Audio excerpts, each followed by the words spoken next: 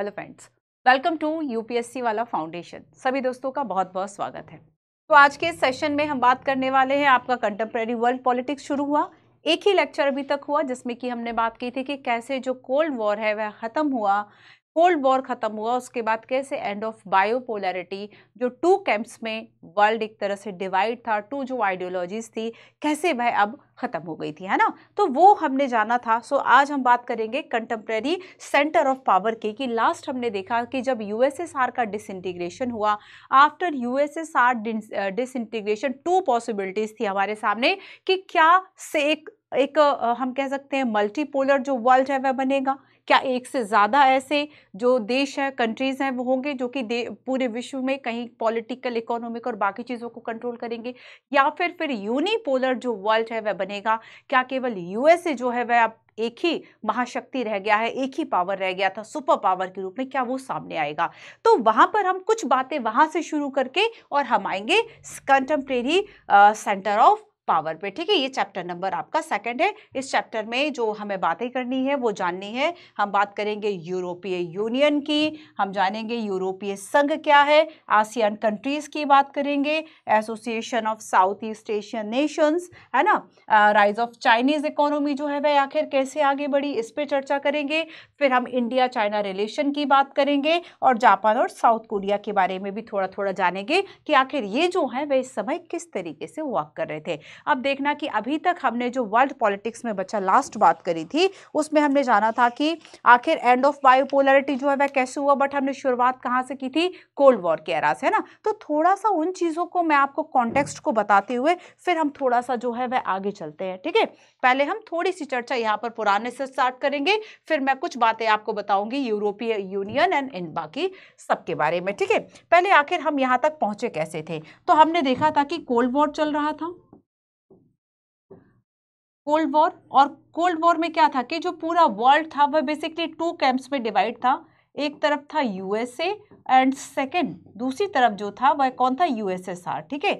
दोनों क्या थे, सुपर पावर थे, न्यूक्लियर पावर थे, साथ ही दोनों क्या एक राइवलरी में थे, एक दूसरे से इतनी ज्यादा प्रतिद्वंदिता थी इनकी।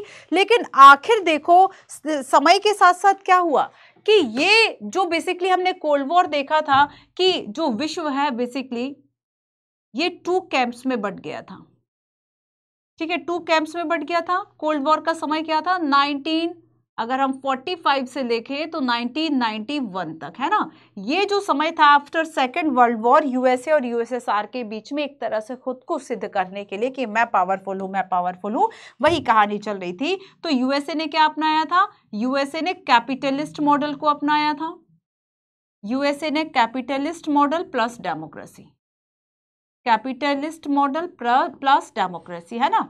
दूसरा हमने देखा यूएसएसआर ने जो है वह क्या अपनाया हुआ था, सोशलिस्ट मॉडल एंड प्लस यहाँ पर जो एक ही पार्टी थी, विपक्ष नहीं था, और कम्युनिस्ट, है ना, कम्युनिस्ट। तो यहाँ पर देखो अब ये अपनी ना केवल ये एक ऐसी वॉर थी बल्कि आइडियोलॉजिकल वॉर थी, और अपने साथ और भी जो कई देश थे वो इसमें साथ साथ जो है वे शामिल होते जा रहे थे। अब हमने आगे देखा कि ठीक है, अब जो सोवियत सिस्टम था, सोवियत सिस्टम के डिसइंटीग्रेशन के पीछे क्या कारण था कि इतना ज्यादा ऑथोरिटेरियन हो गया था, सिटीजन्स की जो फ्रीडम है वह फ्रीडम नहीं रही, और भी बहुत सारे हमने उसमें प्रॉब्लम्स देखी थी, है ना। फिर एंड ऑफ बायोपोलैरिटी जो है वह कैसे हुआ कि जो जर्मनी को पूर्वी और पश्चिमी भागों में बांट रहा था, ईस्ट और वेस्ट, वो बर्लिन की जो दीवार थी वो गिर गई, और वो बेसिकली एक सिंबल जो है वह माना जाता था। यूनिफिकेशन हुआ जर्मनी के टू पार्ट्स का, और इसके बाद एंड ऑफ बायोपोलैरिटी। और जब हमने जाना एंड ऑफ बायोपोलैरिटी, और वहां से क्या शुरू हो गया था, वहां से स्टार्ट हो गया था यूएसएसआर का, क्या हो गया था 1991 में यूएसएसआर जो है इसका डिसइंटीग्रेशन हो गया, विघटन हो गया। जो स्टूडेंट ऐसे हैं कि यहां से ही क्लास को स्टार्ट कर रहे हैं, अभी तक इसके पहले का नहीं देखा, तो वो फर्स्ट लेक्चर देख लो, कहानी समझ में आ जाएगी। बड़ा ही इंटरेस्टिंग चैप्टर है, बड़ा ही इंटरेस्टिंग पूरा किताब है। तो ये जो डिसइंटीग्रेशन होता है बच्चों, कोल्ड वॉर एंड हुआ, यूएसएसआर का डिसइंटीग्रेशन हुआ, और ऐसे में टू पॉसिबिलिटीज थी। अब देखो ये टू पॉसिबिलिटीज जो थी आखिर वह क्या थी, इसको समझो, टू पॉसिबिलिटीज, और वहीं से आज का हमारा जो क्लास है वह स्टार्ट होगा। ये थोड़ा सा हम बैकग्राउंड देख रहे हैं। टू पॉसिबिलिटीज क्या थी कि जो वर्ल्ड है बेसिकली वो वर्ल्ड वर्तमान में अब जो व्यवस्था हो गई थी, क्या वह मल्टीपोलर होगी, मतलब एक से ज्यादा ऐसे कंट्रीज होंगे जो कि सुपर पावर के रूप में आएंगे वर्ल्ड की चीजों को कंट्रोल करने के लिए, या दूसरा इसमें था, दूसरी जो पॉसिबिलिटी थी कि क्या ये जो वर्ल्ड है, अब यूएसएसआर तो था नहीं, दो खेमे नहीं, अब एक ही बचा था, तो क्या ये यूनिपोलर होगा। यूनिपोलर का मतलब था कि जो यूएस है वह सुपर पावर के रूप में सामने आएगा। ठीक है, अब देखो इसमें एक जो चैप्टर नहीं है वो चैप्टर ये नहीं है इसमें। अब न्यू जो रिवाइज आपका एनसीईआरटी 2023 में आया था, उसमें बेसिकली क्या किया था कि यूएस के जो हेगेमनी या वर्चस्व स्थापित हो गया तो उस चैप्टर को खत्म कर दिया। बट उस चैप्टर के कुछ पॉइंट्स जब तक हम नहीं समझेंगे, नेक्स्ट चैप्टर को समझना थोड़ा सा कंपैरेटिवली सही नहीं होगा। तो हम थोड़ी सी चर्चा उसकी करेंगे कि इन टू पॉसिबिलिटीज में ज्यादातर जो पॉसिबिलिटी है वह इस बात की थी कि अब जो विश्व व्यवस्था में केवल एक ही तारा चमकेगा, केवल एक ही देश चमकेगा, केवल उसी की चलेगी और वो होगा यूएस, है ना। वो बेसिकली क्या था, एक सुपर पावर के रूप में अब आगे बढ़ा। अब आगे देखो नेक्स्ट इसमें हम देखेंगे कि अब देखो कुछ घटनाएं होती हैं जिसे कहा गया कि ये तो जो है वह अब नई व्यवस्थाएं शुरू हो गई, है ना। अब देखो ये घटना जो है वह आखिर कैसी थी, हम उसको समझते हैं। कहा गया कि अब एक नई व्यवस्था की शुरुआत जो है वह विश्व में हुई। अब वो नई व्यवस्था क्या थी, beginning of new world order.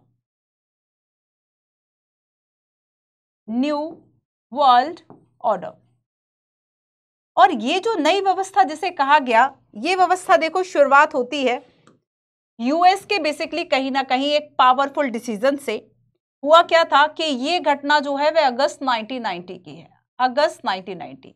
और इसमें जो इराक है ना, इराक ने कुवैत पर एक तरह से हमला बोल दिया, उसे अपने कब्जे में ले लिया कुवैत को। ठीक है, अभी मैप भी आपको सारे दिखाती हूं। इसको ऑक्यूपाई कर लिया कुवैत को फोर्सफुली। अब देखो कि बेसिकली यूएन ने क्या किया यहाँ पे इराक के लिए, इराक के अगेंस्ट बेसिकली अब यूएन जो है इसने एक सशस्त्र विद्रोह जो है वह छेड़ दिया। लगभग 34 कंट्रीज जो है उनके जो सैनिक है, उनके जो ट्रूप्स है, लगभग 6.5 लाख 6.5 लाख जो सैनिक थे उनको अगेंस्ट इराक के किया गया। इराक को आखिरकार जो है वह झुकना पड़ा। तो जो इराक के लिए ऑपरेशन चलाया, जिसको कि कहा गया ऑपरेशन, हम इस पे बात करेंगे कि ये जो ऑपरेशन बेसिकली चला, ठीक है, और इस ऑपरेशन को कहा गया ऑपरेशन थंडरस्टॉर्म, है ना।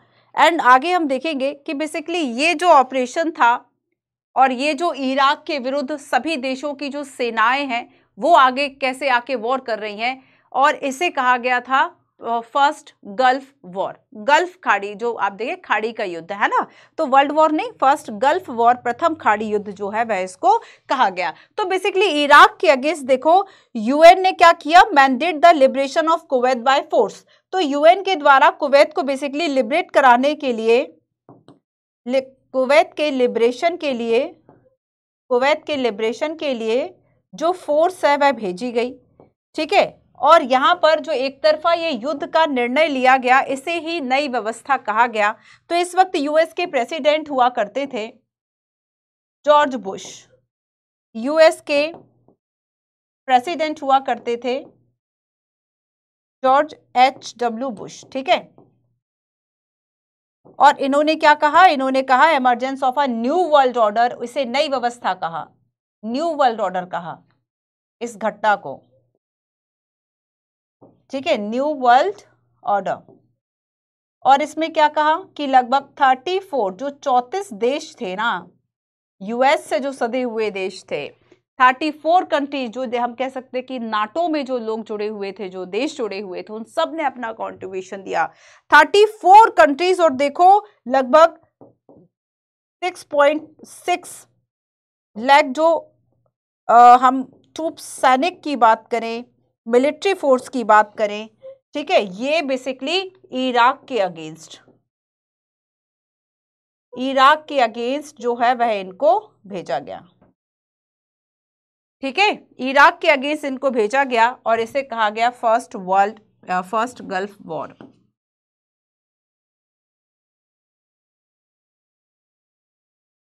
फर्स्ट गल्फ वॉर, प्रथम खाड़ी युद्ध।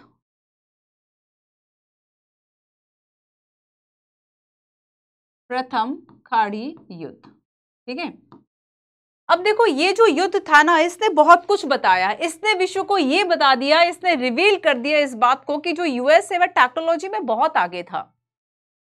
Vast technological gap, US military के द्वारा जिस जिस तरह की चीजों को, जैसे कि स्मार्ट बॉम्ब है, जैसे कि आपने पबजी गेम के बारे में सुना होगा, अगर खेला नहीं होगा तो, है ना, अगर आप उतने बीमारी से ग्रस्त नहीं रहे होंगे कि नहीं भाई पबजी खेलना है, तो आपने देखा या सुना जरूर होगा कि उसमें किस तरीके से जो है वो बहुत स्मार्ट तरीके से जो चीजें हैं वह दिखाई जाती है।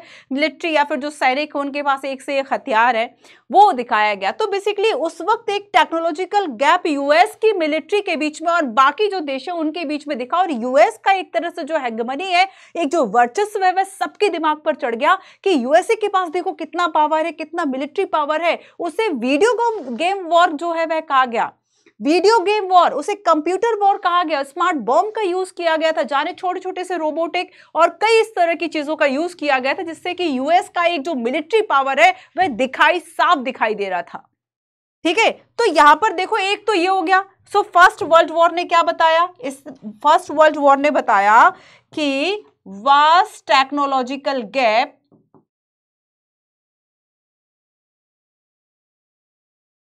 वास्ट टेक्नोलॉजिकल गैप, ठीक है, और यूएस मिलिट्री जो कैपेबिलिटीज हैं उसको दिखाया। US military capabilities versus other states. और इसमें देखो क्या हुआ कि बेसिकली इस गेम को, इस युद्ध को वीडियो गेम वॉर कहा गया।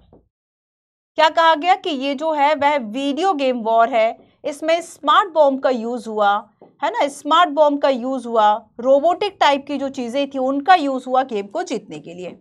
ये तो चलो एक बात थी, ठीक है, हमने एक न्यू वर्ल्ड ऑर्डर की बात की और दूसरा हमने फर्स्ट गल्फ वॉर की बात की।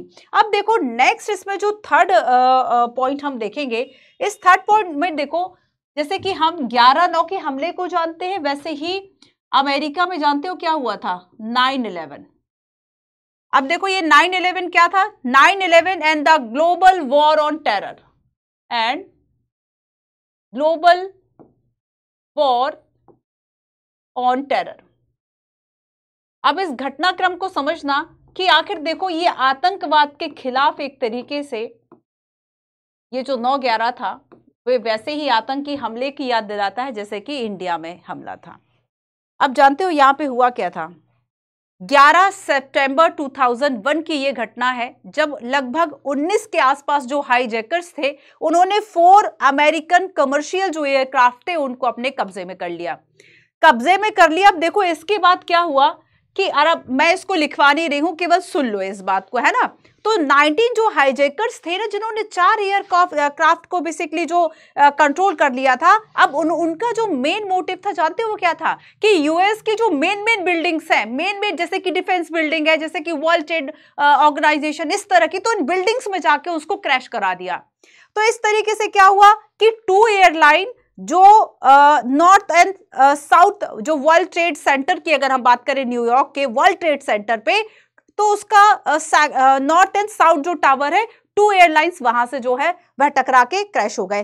तीसरा देखो यूएस का जहां पे डिफेंस था पेंटागन में, एक वहां से जाके टकराया, उस बिल्डिंग से जाके टकराया। और चौथा जो कि यूएस कांग्रेस जो पार्लियामेंट जो वहां का था, यूएस कांग्रेस से टकराने वाला था, बट बाय मिस्टेक वो पास में जाके एक खेत बना हुआ था वहां गिर गया, तो चौथा सक्सेसफुल नहीं हुआ। तो इस तरीके से उन्होंने 4 ये जो यूएस के अमेरिकन जो बेसिकली कमर्शियल एयरक्राफ्ट थे उनको क्रैश किया, जो इंपॉर्टेंट यूएस की। तो ये क्या था, ये टेरर, ये आतंकवाद फैलाना। ठीक है, अब देखो आगे क्या हुआ कि इसमें लगभग 3000 जो लोग हैं उसकी जान चली गई थी। यूएस के प्रेसिडेंट इस वक्त कौन थे, क्लिंटन थे। अब क्लिंटन ने जानते हो क्या किया, ऑपरेशन एंड्यूरिंग फ्रीडम चलाया। ऑपरेशन एंड्यूरिंग फ्रीडम की इन्होंने बात की, इसके अगेंस्ट एंड्यूरिंग फ्रीडम जो है आप लिख लो। और इसमें जो भी सस्पेक्टेड थे, स्पेशली अलकायदा और तालिबान, मुझे लगता है कि ये जो बस कि आप खात्मा जो है वह कर देंगे, तालिबान और अलकायदा कहते हैं, तभी से जो है बेसिकली वह लगभग खत्म सा हो गया था। तो फिर यूएस ने इसका जो हमला है, यूएस ने इसका जो जवाब है वो बहुत उससे दिया था, ठीक है। तो इसमें देखो कि जब यहाँ पर न्यू वर्ल्ड ऑर्डर ये कहा था कि चलो भाई, इराक ने जब कुवैत पर हमला किया था, इसको ऑक्यूपाई किया फोर्सफुली, तो इराक से कुवैत के लिबरेशन के लिए बेसिकली किया था, जिसे कि न्यू वर्ल्ड ऑर्डर कहा था। प्रेसिडेंट यूएस के इस वक्त जॉर्ज बुश हुआ करते थे। फिर इसके बाद जो क्लिंटन आए वो इनके ही बेटे थे, और इन्होंने क्या किया कि अब एंड्यूरिंग जो फ्रीडम ऑपरेशन है वह चलाया, जो भी सस्पेक्टेड थे उन सभी को गिरफ्तार किया गया और मारा गया, ठीक है। तो यहां पे ऑपरेशन कौन सा का चला था इसके अगेंस्ट? ऑपरेशन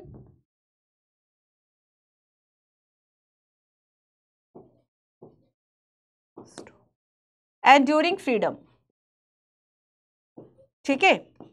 और ये किसके खिलाफ चला था? जो भी सस्पेक्टेड थे, कि इन पे शक था, जो भी सस्पेक्टेड थे, स्पेशली इसमें अल कायदा को निशाना बनाया गया, और दूसरा था तालिबान, इनके अगेंस्ट बेसिकली हुआ।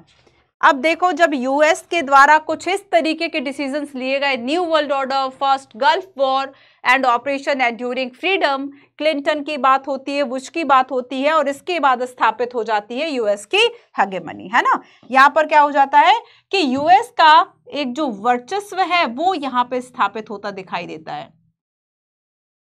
सबको पता चल गया कि भाई यूएस जो है वो हर तरीके से पावरफुल है। अब देखेंगे कि इस हेगेमनी या ये जो वर्चस्व, ये जो दबदबा यूएस का पूरे विश्व में बन चुका था, आखिर ये वर्चस्व पहले तो यूएसएसआर का भी था, अब यूएसएसआर का तो चूंकि डिसइंटीग्रेशन हो गया था, तो अब किस तरीके से आखिर ये जो वर्ल्ड ऑर्डर है उसमें यूएस जो है वह आगे बढ़ रहा था। तो देखो, हेगेमनी का मतलब होता है कि समवन बिकमिंग मोर पावरफुल, है ना, and someone doing something for more power, या फिर खुद को पावरफुल दिखाने के लिए आपने कई तरीके के, चाहे कि मिलिट्री हो, चाहे कि पॉलिटिकली हो, चाहे कि इकोनॉमिकली हो, सभी तरह के जो पावर्स है सभी चीजों में आगे हो जाना, ठीक है। तो यहां पर देखो कि यूएस की हेगेमनी की अगर हम बात करें तो बेसिकली वर्चस्व का अर्थ है someone becoming powerful, someone becoming powerful, ठीक है। ये एक अपना वर्चस्व स्थापित करना कि भाई वर्चस्व तो उसी का स्थापित रहेगा ना जो ज्यादा शक्तिशाली होगा। अब यहां पर ये जो शक्ति दिखा रहा था यूएस, ठीक है, ये दिखा रहा था मिलिट्री डोमिनेशन से।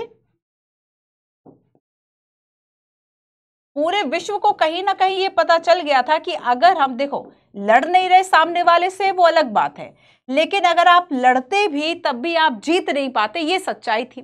तो मिलिट्री डोमिनेशन उसने कहीं ना कहीं विश्व में ये दिखा दिया था। इसके अलावा एक इकोनॉमिक पावर भी था, है ना। इकोनॉमिक पावर याद रखो कि यूएसएसआर की जब हमने बात की थी, सोवियत सिस्टम की बात की थी कि कैसे वो जो है बेसिकली वो बहुत बढ़िया था, मतलब अच्छा कर रहा था वह इकोनॉमिक में एंड बाकी सब डेवलपमेंट में, लेकिन उसके बाद भी वह पूरे विश्व से अच्छा जरूर था, या पूरे वर्ल्ड से उसके जो प्रोडक्ट थे वह क्वालिटी के रूप में ठीक थे, लेकिन अगर हम वही तुलना कर दे उसकी यूएस से वह काफी पीछे था।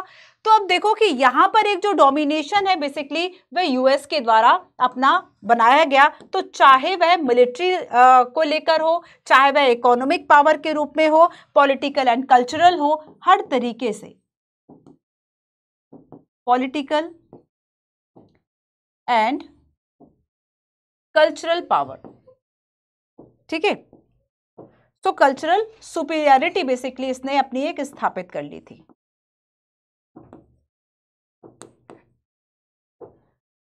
हमने जाना था कि 1949 से लेकर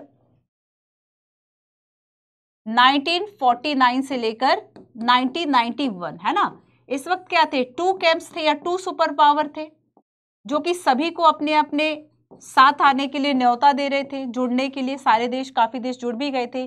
तो यहाँ पर क्या था? एक तो यूएस था, दूसरा यूएसएसआर था। बट जब अब यूएसएसआर का 1991 में क्या हुआ? डिसइंटीग्रेशन हुआ। क्या कारण थे, क्या शॉक थेरेपी थी, वो सब हमने जान चुके हैं, बच्चों भूलना नहीं है। जब यूएसएसआर का डिसइंटीग्रेशन हुआ तो यहाँ पर अब देखो बच कौन गया? यूएसएसआर के कोलैप्स के बाद सिंगल पावर बचता है यूएस, और कहीं ना कहीं इसने विश्व में, आज भी देखो, आज भी क्या अमेरिका का वर्चस्व नहीं है? आज भी है अमेरिका का वर्चस्व, है ना। चलो, तो अमेरिका यहाँ पर अपनी हार्ड पावर भी शो कर रहा था इस तरह से कि उसे पता चल गया था, पूरे विश्व को ये मैसेज वो बेसिकली दे चुका था कि अगर उसके खिलाफ किसी भी तरीके की कोई कार्रवाई या कोई आतंकवादी घटना अमेरिका में होती है तो वह किस तरीके से हार्ड डिसीजन लेगा। तो यहाँ पर उसने अपनी हार्ड पावर भी जो है पूरे विश्व को शो कर दी थी, सॉफ्ट पावर भी वो अपनी कल्चर, जैसे कि हम कल्चरल कहें या फिर पॉलिटिकल, मतलब कई चीजों को सॉफ्ट पावर के रूप में जाना जाता है। बट जैसे कि आपने मिलिट्री डोमिनेशन दिखाया, आपकी हार्ड पावर है बेसिकली, है ना, आप एक्शन करके चीजों को दिखा रहे हैं, हार्ड पावर है। जैसे कि इंडिया क्या करते हैं, इंडिया की सॉफ्ट पॉलिसी है। अब वो सॉफ्ट पॉलिसी क्या है हम आगे समझेंगे, है ना। तो यहाँ पर बेसिकली यूएस की जो हेगेमनी है कहीं ना कहीं वह स्थापित हो चुकी थी, अब तक हमने ये जाना। लेकिन अब जानते हो क्या था कि अब बेसिकली अब जरूरत थी इस बात की, है ना, कि कुछ हद तक पॉलिटिकली और इकोनॉमिकली कुछ और भी केंद्र हो। ध्यान रखना, पूरे वर्ल्ड मैप की हम बात कर रहे हैं अब इस वक्त, क्योंकि हम कंटेम्प्रेरी वर्ल्ड पॉलिटिक्स को बच्चों पढ़ रहे हैं। तो इस वक्त क्या था कि कंटेम्प्रेरी सेंटर ऑफ पावर्स में कुछ आते हैं, जैसे कि हम यूरोपीय यूनियन की बात करते हैं तो यूरोप के जो कुछ कुछ कंट्रीज थे ना, उन्होंने आपस में मिलकर एक संगठन बनाया। अब हम आसियान की बात करेंगे, है ना, तो आसियान में क्या था कि जो साउथ ईस्ट जो एशिया के नेशंस थे उनने आपस में मिलकर कुछ कॉपरेशन बना लिए कि चलो हम सोशली, इकोनॉमिकली, पॉलिटिकली, ट्रेड के वाइज में क्या करेंगे, एक दूसरे को प्रायोरिटी देंगे। किसी तरह के अगर कोई हमारे रीजनल कोई डिस्प्यूट्स भी होते हैं तो हम नेगोशिएट करेंगे, हम मीडिएशन के द्वारा उस चीज को ठीक करेंगे, ना कि हम सीधा जो है वह युद्ध पे आएंगे वॉर से बचने के लिए, तो डेवलपमेंट के लिए। तो बेसिकली सभी का लगभग वही होगा कि आखिर यूरोपीय यूनियन क्यों बना, आपको लगभग सेम चीजें दिखेंगी। हम ये नहीं कह सकते कि केवल ये सोशल कॉपरेशन है, हम ये नहीं कह सकते केवल ये पॉलिटिकल एक दूसरे के साथ कॉपरेशन है ना, केवल इकोनॉमिक है। तो बेसिकली हर तरह से हम देखेंगे कि जो इकोनॉमिक यूनियन है, जो आसियान है, कई इस तरह के और भी जो पावर्स है वह केंद्र में आने लगे, जो एक से ज्यादा देशों के एक तरह से ग्रुप थे। तो अब क्या है कि यूएस का जो पावर था, यूएस की जो हेगेमनी थी, उसको कंट्रोल किया जा रहा था, है ना, कंट्रोल किया जा रहा था। इसलिए कहा गया इस चैप्टर को कंटेम्प्रेरी सेंटर ऑफ पावर। और भी बेसिकली सत्ता के जो कुछ अल्टरनेटिव ऐसे केंद्र जो है वह बन चुके थे, केवल यूएस नहीं दिख रहा था पूरे वर्ल्ड पे, बल्कि कुछ और जो है वह दिख रहे थे। और इन्होंने क्या किया कि अपने अपने इलाके में या अपने आसपास के जो देश थे, आसपास के जो क्षेत्र थे, उन सभी के साथ मिलकर पीसफुली कॉपरेशन के लिए, पीसफुली ट्रेडिंग के लिए, बिजनेस के लिए कुछ समझौते किए, है ना, कुछ समझौते किए। जैसे कि आपस में अगर आसियान कंट्रीज में मान लो आप आपस में जितने भी फॉर एग्जांपल क्या है, इसमें 8 कंट्रीज होंगे या 10 कंट्रीज होंगे, उन सभी ने क्या किया, एक कुछ समझौते कर लिए, है ना, कि जैसे कि हम ट्रेड में एक दूसरे को प्रायोरिटी देंगे, जैसे कि हम कल्चर में एक दूसरे के साथ सद्भाव रखेंगे। मतलब बहुत सी ऐसी चीजें हो सकती हैं, बहुत से ऐसे क्षेत्र हो सकते हैं। बस उसी तरीके से इस तरह के जो है वह बनाए गए। और इसमें एक बात और बताई गई है कि अगर हम चाइनीज बात करें तो चाइना का जो एक इकोनॉमी को लेकर किस तरीके से डेवलपमेंट हुआ, कब से जो डेवलपमेंट है वह शुरू हुआ, जब यूएसएसआर का जो सोवियत मॉडल हमने देखा था ना, जो डिसइंटीग्रेशन हुआ था, शॉक थेरेपी की बात की थी, तो कहीं ना कहीं चाइना भले उसमें शामिल नहीं था डायरेक्ट रूप से, बट वो यूएसएसआर के मॉडल पर काम कर रहा था। लेकिन कंपैरेटिवली हम चाइना की बात करेंगे कि आखिर हुआ क्या, चाइना ने वो जो शॉक थेरेपी ना एकदम सारा कुछ उठा के प्राइवेट नहीं कर दिया था, उसने कुछ कुछ चीज़ों को बेसिकली जो है वह ठीक किया, है ना, ज़्यादातर गवर्नमेंट के कंट्रोल में चीज़ें रही। कैसे उसने बाकी सिटीजन्स के लिए डेवलपमेंट किया, कैसे जब उसको प्रॉब्लम थी कि उसके पास फॉरेन एक्सचेंज के लिए चीज़ें नहीं थी, मनी नहीं थी, अपने यहाँ ही मैन्युफैक्चरिंग स्टार्ट कर ली, हर चीज़ की मैन्युफैक्चरिंग स्टार्ट कर ली। और धीरे धीरे देखते हुए पूरे वर्ल्ड के लिए जो चाइना है वह एक हब की तरह बन गया। और आप देखेंगे 2050 और 70 ये कहा जाता है कि यूएस को पीछे छोड़ के अब जो चाइना है वह सुपर पावर की तरफ बढ़ रहा है ना। तो यूए आखिर, और देखो इन सब में अगर हम यूरोपीय यूनियन की बात करेंगे तो हम बात करेंगे किसकी, इंडिया की, क्योंकि आप यूपीएससी के लिए पढ़ रहे हैं, हम यूरोपीय यूनियन के लिए नहीं पढ़ रहे हैं, हम पढ़ रहे हैं इसको समझेंगे। एंड साथ साथ हम हर एक टर्म को बच्चों इंडिया के साथ समझेंगे। और इसके अलावा हम देखेंगे कि जैसे कि आसियान का 2023 में कोई समिट होता है, मोदी जी ने मान लीजिए कुछ 12 प्रोग्राम, कुछ पॉइंट बता दिए, ये हमारे बीच में कॉपरेशन के बिंदु है, आपने वो पढ़ने हैं। तो और मेंस और प्रीलिम्स के क्वेश्चंस भी हम साथ साथ देखेंगे, ठीक है। अब जैसे कि आसियान की हमने बात की, तो आसियान और इंडिया, उसमें इंडिया का क्या सहयोग है, क्या कॉपरेशन है ना। इसको लेके यूपीएससी ने कई क्वेश्चन भी बनाए, जैसे कि आसियान ने आगे जाके कोई फ्री ट्रेड एग्रीमेंट एफटीए की बात की, यूपीएससी ने क्वेश्चन पूछ लिया कि इंडिया का जो एफटीए ट्रेड एग्रीमेंट है वह किन किन कंट्रीज के साथ है ना। या फिर देखो चाइना की बात करेंगे और इंडिया चाइना के रिलेशन पर भी हम थोड़ी सी बात प्रकाश डालेंगे, ठीक है। जापान साउथ कोरिया की छोटी छोटी सी इंफॉर्मेशन है। तो ये सारे आपके पॉइंट्स होंगे। सो सबसे फर्स्ट हम चलते हैं यूरोपीय यूनियन की तरफ, ठीक है। यूरोपीय यूनियन की हम यहां पर बात करेंगे। सो व्हाट इज यूरोपीय यूनियन, कुछ चीजों को लिखवा नहीं रहे हो, ये भी आपको साथ में मिल जाएगा, ठीक है। अब देखो कि बेसिकली यूरोपीय यूनियन या यूरोपीय संघ है ना, यूरोपीय यूनियन, यूरोपीय संघ,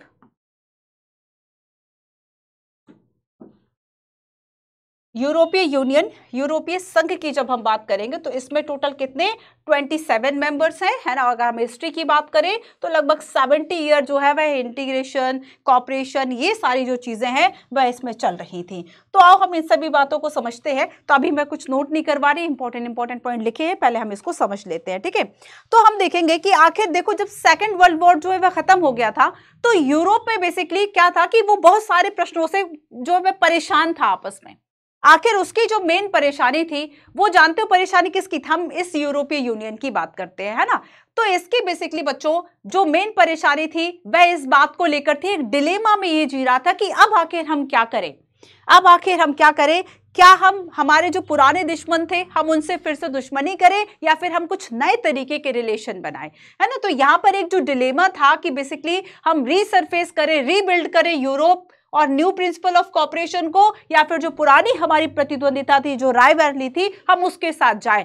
आखिरकार हुआ ये कि बेसिकली इसने ये डिसाइड किया, यूरोपीय संघ के देशों ने ये डिसाइड किया कि हम नए तरीके से जो काम है वह करते हैं, हम नए तरीके से जो संबंध है, जो कॉपरेशन है, वह सबके साथ बनाते हैं, ठीक है। यहां से जो बात है वह शुरू हुई। अब देखो अगर हम कोल्ड वॉर की बात करें जो कि 1945 से शुरू हुआ था, कोल्ड वॉर में क्या हुआ था कि पूरा जो वर्ल्ड है वह बेसिकली 2 कैंप्स में डिवाइड हो गया था। कुछ लोग यूएस डेमोक्रेसी कैपिटलिस्ट, कुछ लोग यूएसएसआर के सोशलिस्ट एंड कम्युनिस्ट विचारधारा को अपना रहे थे। और ये जो प्रभाव है वो सबसे ज्यादा कहां पर देखने को मिला था, हमें यूरोप में देखने को मिला था। और इसमें जो हुआ था वह क्या हुआ था कि हमने जाना था कि यूरोप के जो कुछ कंट्री, जो ईस्ट के कंट्रीज थे, ईस्ट यूरोप, वेस्ट यूरोप था बच्चों, ये ईस्ट यूरोप, ये वेस्ट है ना। जो वेस्ट यूरोप के कंट्रीज थे उन्होंने यूएस के कैपिटलिस्ट को अपनाया हुआ था, और जो वेस्ट यूरोप था उसने यूएसएसआर को अपनाया हुआ था, ठीक है। उसने क्या किया था, यूएसएसआर को अपनाया हुआ था।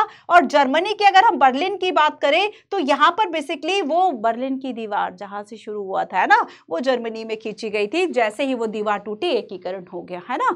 तो यहां पर क्या था कि जब हम कोल्ड वॉर की बात करेंगे, कोल्ड वॉर के दौरान क्या हुआ था कि यूएस के द्वारा जो वेस्ट यूरोपियन कंट्री थे, जो पश्चिमी यूरोप के देश थे, उन सभी को अपने साथ मिला लिया गया था, है ना। वो सब देशों ने यूएस को ज्वाइन किया था, यूएस का कैंप ज्वाइन किया था, और ऐसे में मार्शल प्लान लाया गया था। वो मार्शल प्लान यूएस की तरफ से था कि उनको इकोनॉमिक सपोर्ट करना, उनको मिलिट्री सपोर्ट करना, जो देश उनके साथ थे, ठीक है। तो ये कोल्ड वॉर से क्या हुआ, एक significant financial aid through the Marshall plan to revive यूरोपीय economy and establish NATO for collective security, ठीक है। अब देखो नेक्स्ट क्या था, इकोनॉमिक कॉपरेशन को लेके बेसिकली एक जो ऑर्गेनाइजेशन है वह बनाया गया, ठीक है। इकोनॉमिक कॉपरेशन को लेके हम देखेंगे कि अगर हम 1949 के आसपास हम देखेंगे तो यहाँ पर 1949 में यूरोपीय परिषद राजनीतिक सहयोग, है ना, इसको बेसिकली बनाया गया। एक आगे जाके 1957 में यूरोपीय इकोनॉमिक्स कम्युनिटीज का जो गठन है वह बेसिकली हुआ। तो इस तरीके से जो कॉपरेशन है वह इनके बीच में बनाया जा रहा था। अब देखो अगर हम European integration after world war की बात करें तो इसमें एक और इंपॉर्टेंट रोल था, दैट इज पॉलिटिकल कॉपरेशन, कि आपस में क्या है कि राजनीतिक सहयोग के लिए भी एक यूरोपीय पार्लियामेंट का भी एक बेसिकली जो गठन है वह किया गया था, है ना, आफ्टर कोल्ड वॉर की अगर हम बात करें।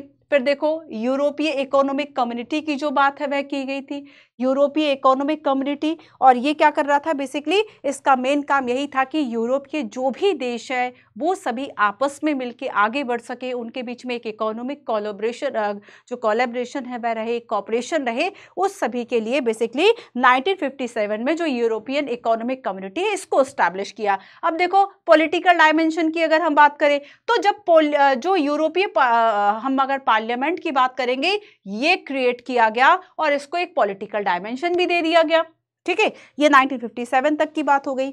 अब देखो 1991 यूएसएसआर का डिसइंटीग्रेशन, ये इसके पहले की घटनाएं थी कि यूरोपीय देशों ने आपस में कैसे जो है वह आपस में साथ में आ रहे थे। कोल्ड वॉर के बाद अमेरिका इनको सहयोग दे रहा था, मार्शल प्लान के अंतर्गत इनको पैसा दे रहा था, ठीक है ना।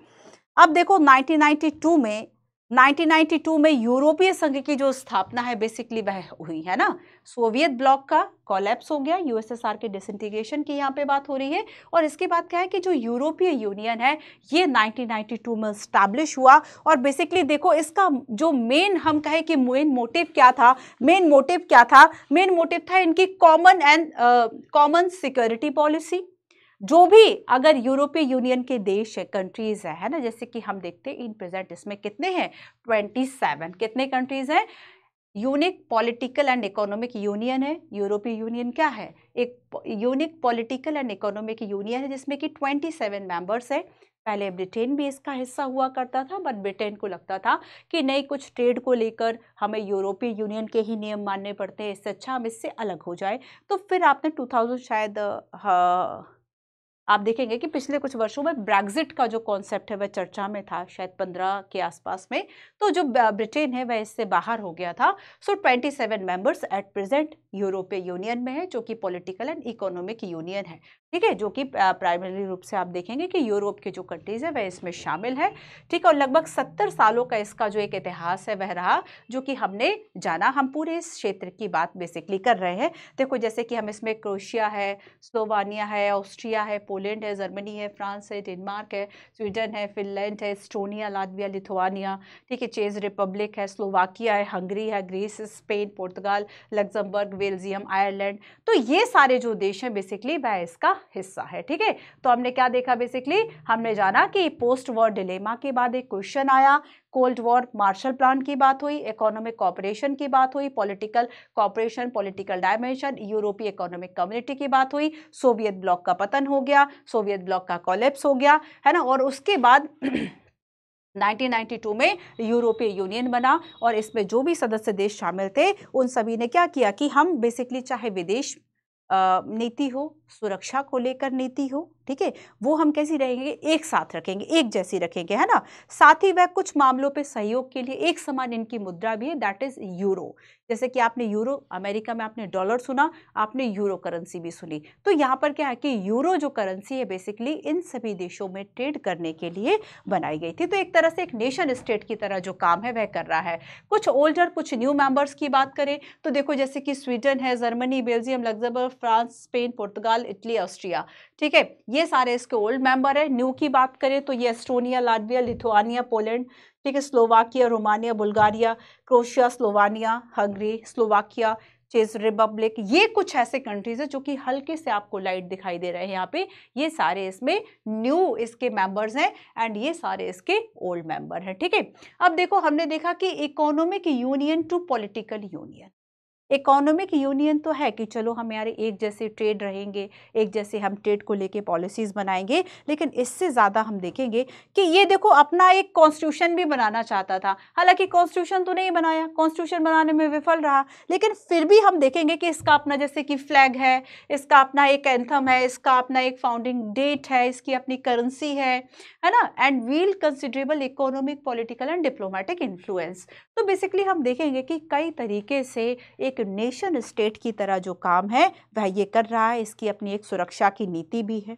ठीक है, अब देखो कि अगर हम देखें 2016 की हम बात करें, है ना, 2016 की अगर हम बात करेंगे तो बेसिकली इसने पूरे विश्व में पॉलिटिकली, डिप्लोमेटिक, है ना, इकोनॉमिक, मिलिट्री, एक उसका जो प्रभाव है वो बहुत ही जबरदस्त था। ये 2016 के आसपास की अगर हम बात करें तो विश्व में दूसरी सबसे बड़ी अगर अर्थव्यवस्था कोई थी तो यूरोपीय यूनियन की थी। यूरोपीय यूनियन में 27 मेंबर्स की हम बात कर रहे हैं अभी, है ना।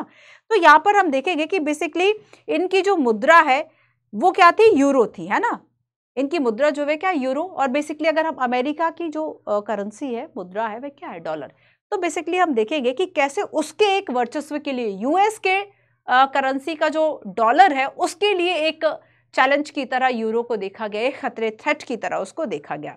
अब देखेंगे कि बेसिकली अब ये जो इसमें विश्व व्यापार में देखेंगे कि पूरा वर्ल्ड का जो ट्रेड हो रहा है ना, उसमें बेसिकली यूरोपीय यूनियन की जो हिस्सेदारी है वह अगर अमेरिका की बात करें तो अमेरिका से लगभग 3rd टाइम है, 3 गुना ज्यादा है।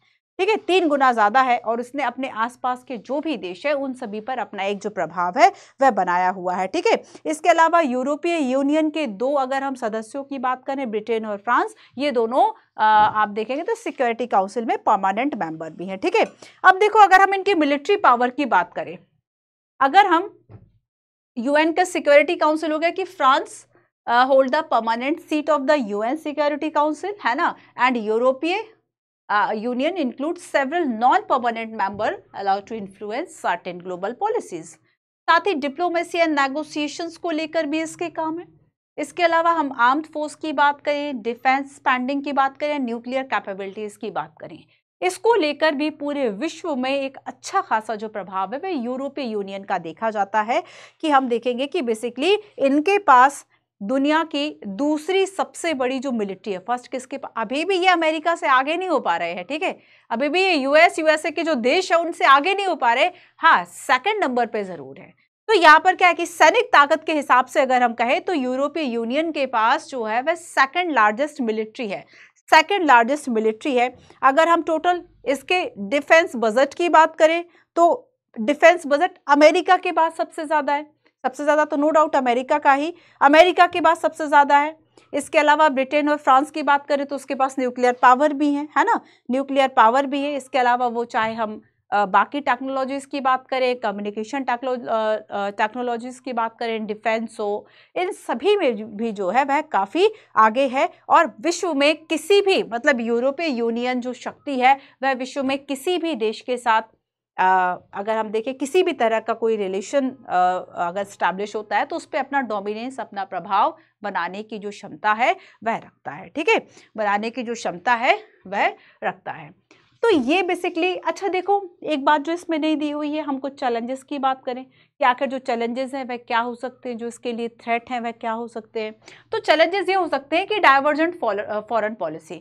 ज़रूरी तो नहीं कि सभी की जो फॉरेन पॉलिसी है वह बिल्कुल एक जैसी रही, ज़रूरी भी नहीं कि सभी के बेसिकली जो चाहे डिफेंस को लेकर हो या फिर किसी फॉरेन पॉलिसी में हर चीज़, हर सारी अगर हम देखेंगे तो पॉलिसीज़ एक जैसी नहीं है, उसमें कुछ कुछ डिफरेंस है। साथ ही कुछ जैसे कि ब्रेग्जिट का कॉन्सेप्ट हमने देखा, ब्रेग्जिट जब ब्रिटेन ने बेसिकली इससे बाहर निकलने के लिए कई कोशिशें की, ब्रिटेन ने ऐसा क्यों किया, क्योंकि कहीं ना कहीं वह अपने लिए अलग पॉलिसीज़ चाहता था।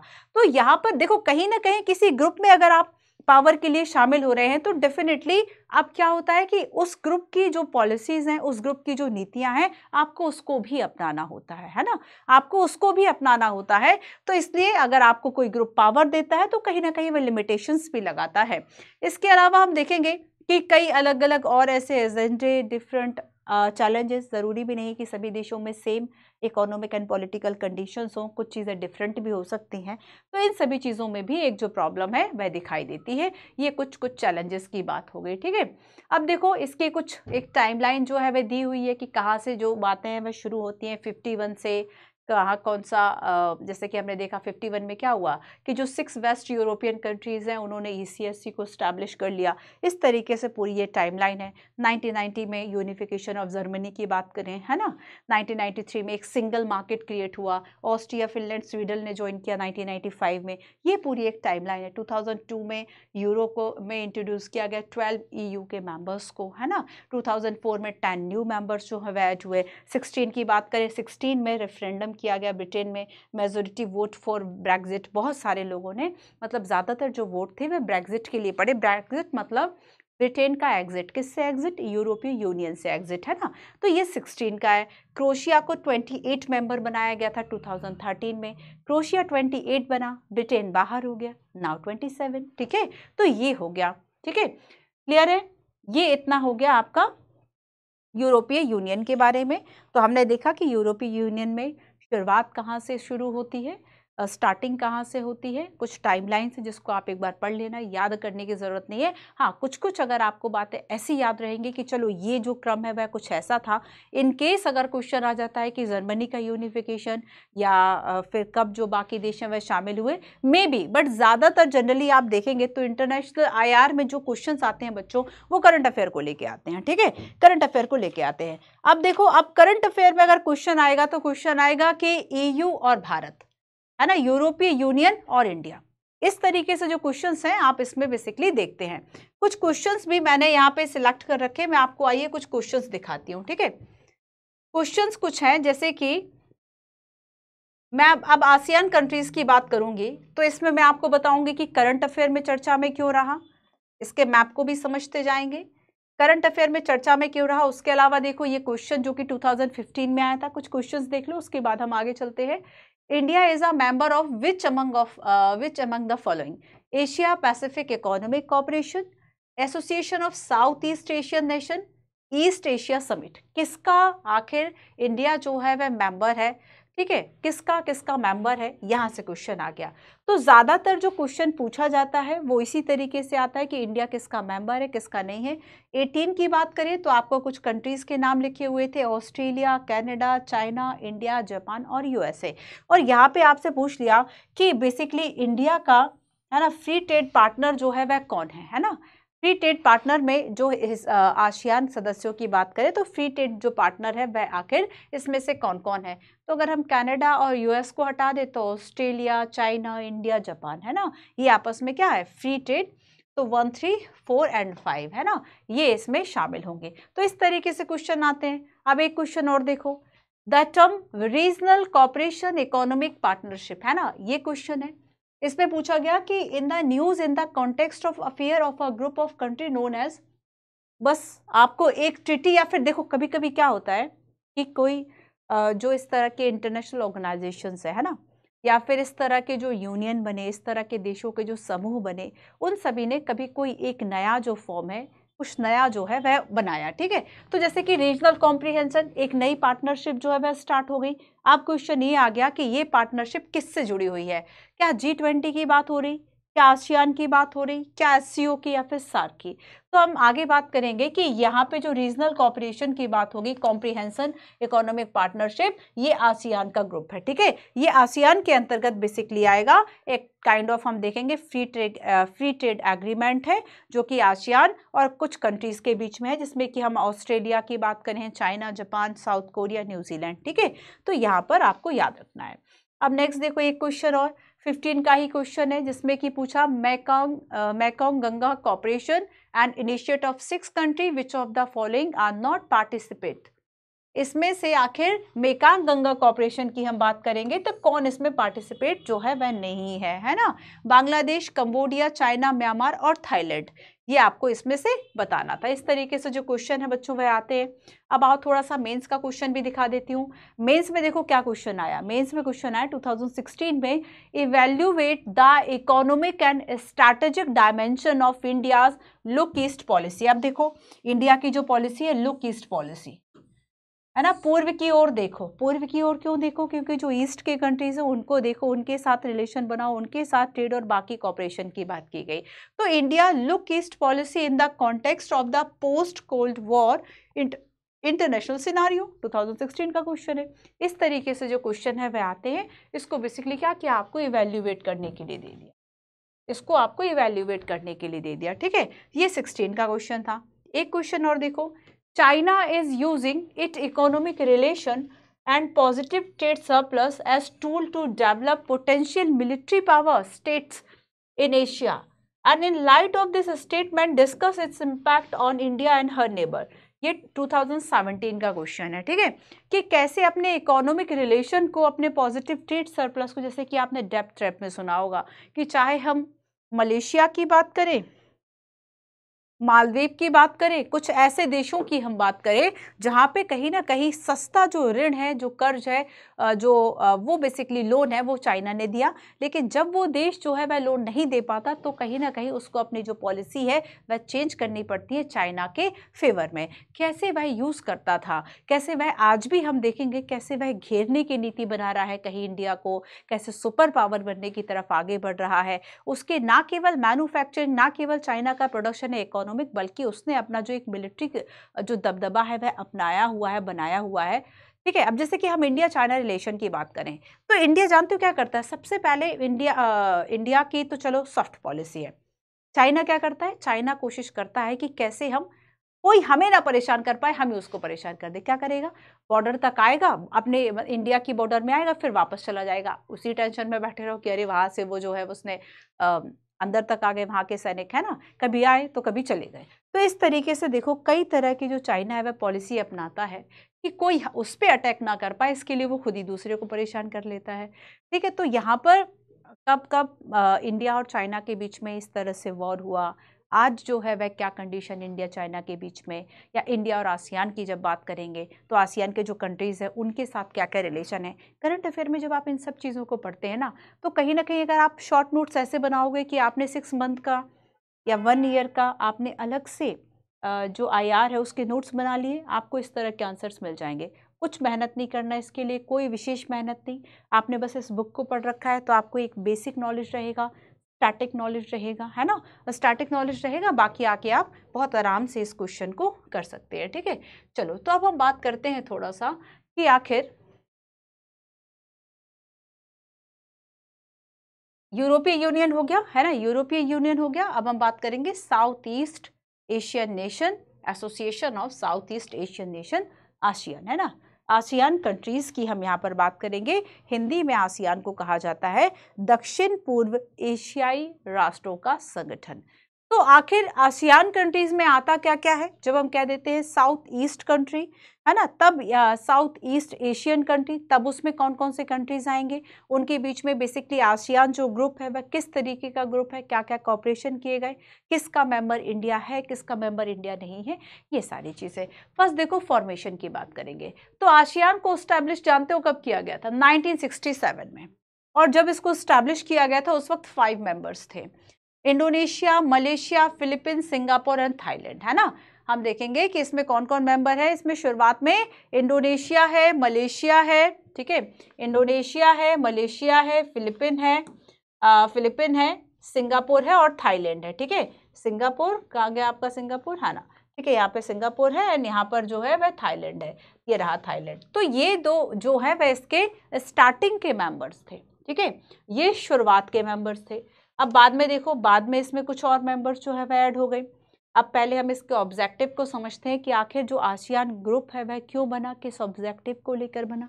तो इसमें ऑब्जेक्टिव क्या है? Primary objective of ASEAN were to accelerate, अब देखो वही बात है, इकोनॉमिक ग्रोथ है, अचीव सोशल प्रोग्रेस है, प्रमोट कल्चरल डेवलपमेंट है।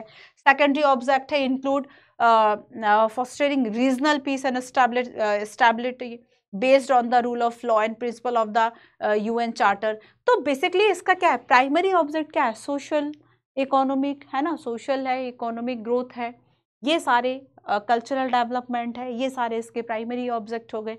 सेकेंडरी में बात करेंगे तो सेकेंडरी में आप देखो कि एक रीजनल पीस को बनाए रखना, एक स्टेबिलिटी को मेंटेन रखना, ये इसके ऑब्जेक्टिव है। कहीं ना कहीं देखो आखिर ऐसे ग्रुप अगर बन रहे हैं वर्ल्ड लेवल पे तो इसलिए तो बनेगे नहीं कि चलो युद्ध करते हैं, वॉर करते हैं। अगर कोई ग्रुप बना है तो आपस में डेफिनेटली कॉपरेशन को लेके बना। अब अगर आप किसी एक पक्ष को लेके कॉपरेशन कर रहे हो वो पॉसिबल नहीं होता, क्योंकि कहीं ना कहीं वो बाकी भी हमारे क्षेत्रों से, बाकी भी हमारे डायमेंशन से कनेक्ट हो जाता है।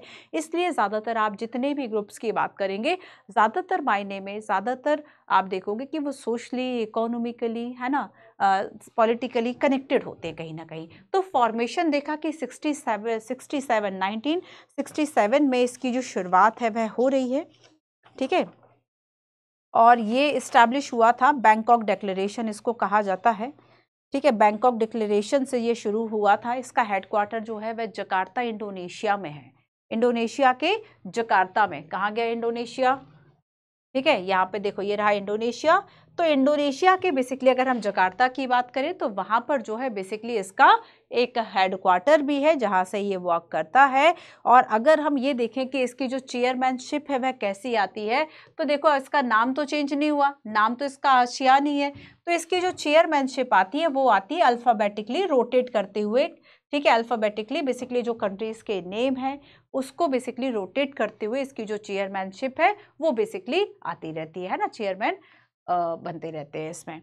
अब आगे देखो कि बेसिकली अगर हम जुलाई 2019 की बात करें, जुलाई 2019 में आसियान कंट्रीज़ की जो टोटल पॉपुलेशन है वह वर्ल्ड पॉपुलेशन की लगभग 8.5% के आसपास थी। और अगर हम इकोनॉमिक ग्रोथ की बात करें, डेफिनेटली यूएस एंड यूरोपीय यूनियन है ना, डेफिनेटली इनसे काफ़ी पीछे है। लेकिन अगर हम डेवलपिंग कंट्रीज़ की बात करें कि बहुत तेज़ी से जिन देशों का विकास हो रहा है, बहुत तेज़ी से जिन देशों का विकास हो रहा है, आसियान कंट्रीज़ उनमें से आता है। और वर्ल्ड में बेसिकली ग्लोबली अगर हम कहें तो ग्लोबली ऑर्डर में चाहे इकोनॉमिक हो, ट्रेड में पार्टिसिपेशन हो, लेबर में पार्टिसिपेशन हो, उसमें काफ़ी आगे है ना, उसमें काफ़ी आगे है। और अगर हम इंडिया की बात करेंगे, जैसे कि आसियान कंट्रीज़ में बात करेंगे कि देखो अब इंडिया के ये सब कहाँ पे हैं, ईस्ट में है ना। तो पूर्व की ओर देखो, ईस्ट लुक पॉलिसी क्या है, इन सभी देशों के साथ कॉपरेशन बनाना, इन सभी देशों के साथ। तो इसमें बेसिकली हम देखेंगे 10 कंट्रीज़ हैं, बट इंडिया इसमें क्या कर रहा है, तो इंडिया इसमें बेसिकली एक डायलॉग पार्टनर के रूप में है। इंडिया क्या है, इसमें एक डायलॉग पार्टनर के रूप में बेसिकली शामिल है। इसके अलावा चाहे हम एक्ट ईस्ट पॉलिसी की, देखो पहले था लुक ईस्ट पॉलिसी, पूर्व की तरफ देखो, पहले क्या करो, पहले केवल देखो। फिर था एक्ट ईस्ट पॉलिसी, मतलब अब जो हमने एक्ट किए हैं, अब जो है वह एक्ट करने का समय है, केवल देखने का समय नहीं है। तो यहाँ पर क्या है कि इन सभी देशों के साथ कुछ कुछ जो कॉपरेशन, कुछ कुछ जो सहयोग, समझौते, मेमोरेंडम ऑफ अंडरस्टैंडिंग MOU, ये सारी चीज़ें साइन की गई। बायलैटरल और बाकी सबसे भी बेसिकली जो ट्रीटी है या फिर फ्री ट्रेड एग्रीमेंट है, उन सभी को साइन किया गया है ना। तो यहाँ पर हम देखेंगे कि लेटेस्ट इसका क्या है, तो लेटेस्ट क्या कोई समिट हुआ, क्या लेटेस्ट कोई इसका, तो 2023 में आप देखेंगे, सितंबर 2023 में 20 आसियान एंड इंडिया का एक समिट हुआ था, जिसमें कि 12 पॉइंट जो प्रपोजल है वह रखे गए थे, है ना, for strengthening India and ASEAN cooperation. तो ये 2023 की बात है, ठीक है। इंडिया इसमें डायलॉग पार्टनर है। अब देखो, मेंबरशिप की बात करें तो over the year Brunei, Vietnam, लाओ, ठीक है, म्यांमार एंड कंबोडिया, इन्होंने आसियान को ज्वाइन किया। इसका जो विस्तार है, इसका जो एक्सपेंड है वह हुआ। अच्छा, एक बात आती है, आसियान वे, आसियान शैली, इसका क्या मतलब है। आसियान क्या है, हम समझ गए कि 10 कंट्रीज हैं, इंडिया का देख लिया, लेटेस्ट देख लिया, ठीक है, क्यों बनाओ ऑब्जेक्टिव देख लिया। अब हम देखेंगे आसियान वे क्या है। आसियान वे एक नॉन फॉर्मल तरीके से आपस में एक सहयोग करना, एक स्टेबिलिटी को प्रमोट करना, पीस डेवलपमेंट करना, दैट इज आसियान शैली, है ना। तो आसियान शैली क्या है, ASEAN Asian development ASEAN way which is characterized by informal, formal नहीं, इनफॉर्मल, अनौपचारिक तरीके से non confrontationist and cooperative interaction, respect for the national sovereignty is critical to its functioning. क्योंकि इसके फंक्शनिंग के लिए भी क्या ज़रूरी है कि शांतिपूर्ण तरीके से जो एक व्यवहार है वह सभी देशों के बीच में बने रहे। तो बहुत पीसफुली तरीके से, एक नॉन फॉर्मल तरीके से भी पीस को कंटिन्यू रखना, स्टैब्लिश करना, ये क्या है, आसियान वे, ठीक है। अब देखो, हम देखेंगे कि economic relevance, ASEAN economic community and free trade area. Question कहाँ से आया था, फ्री ट्रेड एग्रीमेंट से, है ना। फ्री ट्रेड एग्रीमेंट से जो क्वेश्चन है वह आ गया था। अब देखो, तो हमने देखा कि 1965 में 5 देशों के द्वारा बैंकॉक घोषणा पत्र, बैंकॉक डिक्लेरेशन के द्वारा इसकी स्थापना की गई, है ना। और बेसिकली हमने देखा कि इसका मेन उद्देश्य जो है वह क्या है। अब देखो, अब नेक्स्ट हमने जाना कि बेसिकली आसियान शैली जो है वह क्या है, कि किसी तरह के जो टकराव है वह ना हो, है ना, किसी तरह का जो टकराव है वो बेसिकली ना हो। नॉन कन्फ्रंटेशनिस्ट की जो बात है, नॉन कन्फ्रंटेशनिस्ट की बात यहाँ पर की गई, है ना, टकराव से बचने की बात की गई। अब देखो, इकोनॉमिक रेलेवेंस की हम बात करेंगे कि बेसिकली आसियान जो कंट्री हैं वह विश्व में सबसे ज़्यादा तेज़ी से बढ़ने वाले कंट्रीज। अगर हम विकासशील देशों की बात करें, डेवलपिंग कंट्रीज़ की बात करें, है ना, तो ये ऐसे कंट्रीज़ हैं जो कि बहुत तेज़ी से जिनका जो विकास है वह हो रहा है, एक ग्रोइंग इकोनॉमी है, एक ग्रोइंग रैपिडली है ना, जो कि इस रीजन को और बाकी जो देश इनके साथ बिजनेस कर रहे हैं, व्यापार कर रहे हैं, उनके साथ भी काफ़ी तो देखो इसने बेसिकली 2003 में क्या किया गया था कि सेफ्टी को लेके, सिक्योरिटी को लेके, इकोनॉमिक को लेके और सोशल और कल्चरल को लेके एक तरह से इन तीनों डायमेंशन जो 3 पिलर्स हैं बेसिकली वह बनाए हुए थे, है ना। 3 पिलर्स बनाए हुए थे। साथ ही आसियान जो ग्रुप्स हैं वह इस बात पर भी सहमत थे कि किसी भी तरीके से जो हमारे क्षेत्र के विवाद है या एक दो देशों के बीच में मान लीजिए किसी तरह का कोई विवाद हो जाता है तो वो सैनिक टकराव तक ना जाए। मतलब ऐसा नहीं कि उसमें आपने मिलिट्री इन्वॉल्व कर दी, हम उसको बातचीत से सुलझाएंगे, है ना। हम उसको कैसे सुलझाएंगे? बातचीत से सुलझाएंगे। तो 1994 में आसियान एक क्षेत्रीय मंच या ARF जो है वह भी बनाया गया, ठीक है। इसके अलावा हम देखेंगे कि विजन 2020 भी बनाया गया। विजन 2020 क्या था? Outline the outward looking role for the organisation, international community encouraging negotiation over conflict in the region. तो विजन 2020 अगर क्वेश्चन आ जाता है कि विजन 2020 जो है वह किससे रिलेटेड था? आसियान ग्रुप से था, सार्क से था, यूरोपीय यूनियन से था, क्वाड से था। तो क्वाड तो अभी लेटेस्ट वाला आपका ग्रुप है ना। तो ये किससे रिलेटेड था? ये आसियान कंट्री से रिलेटेड था विजन 2020, ठीक है।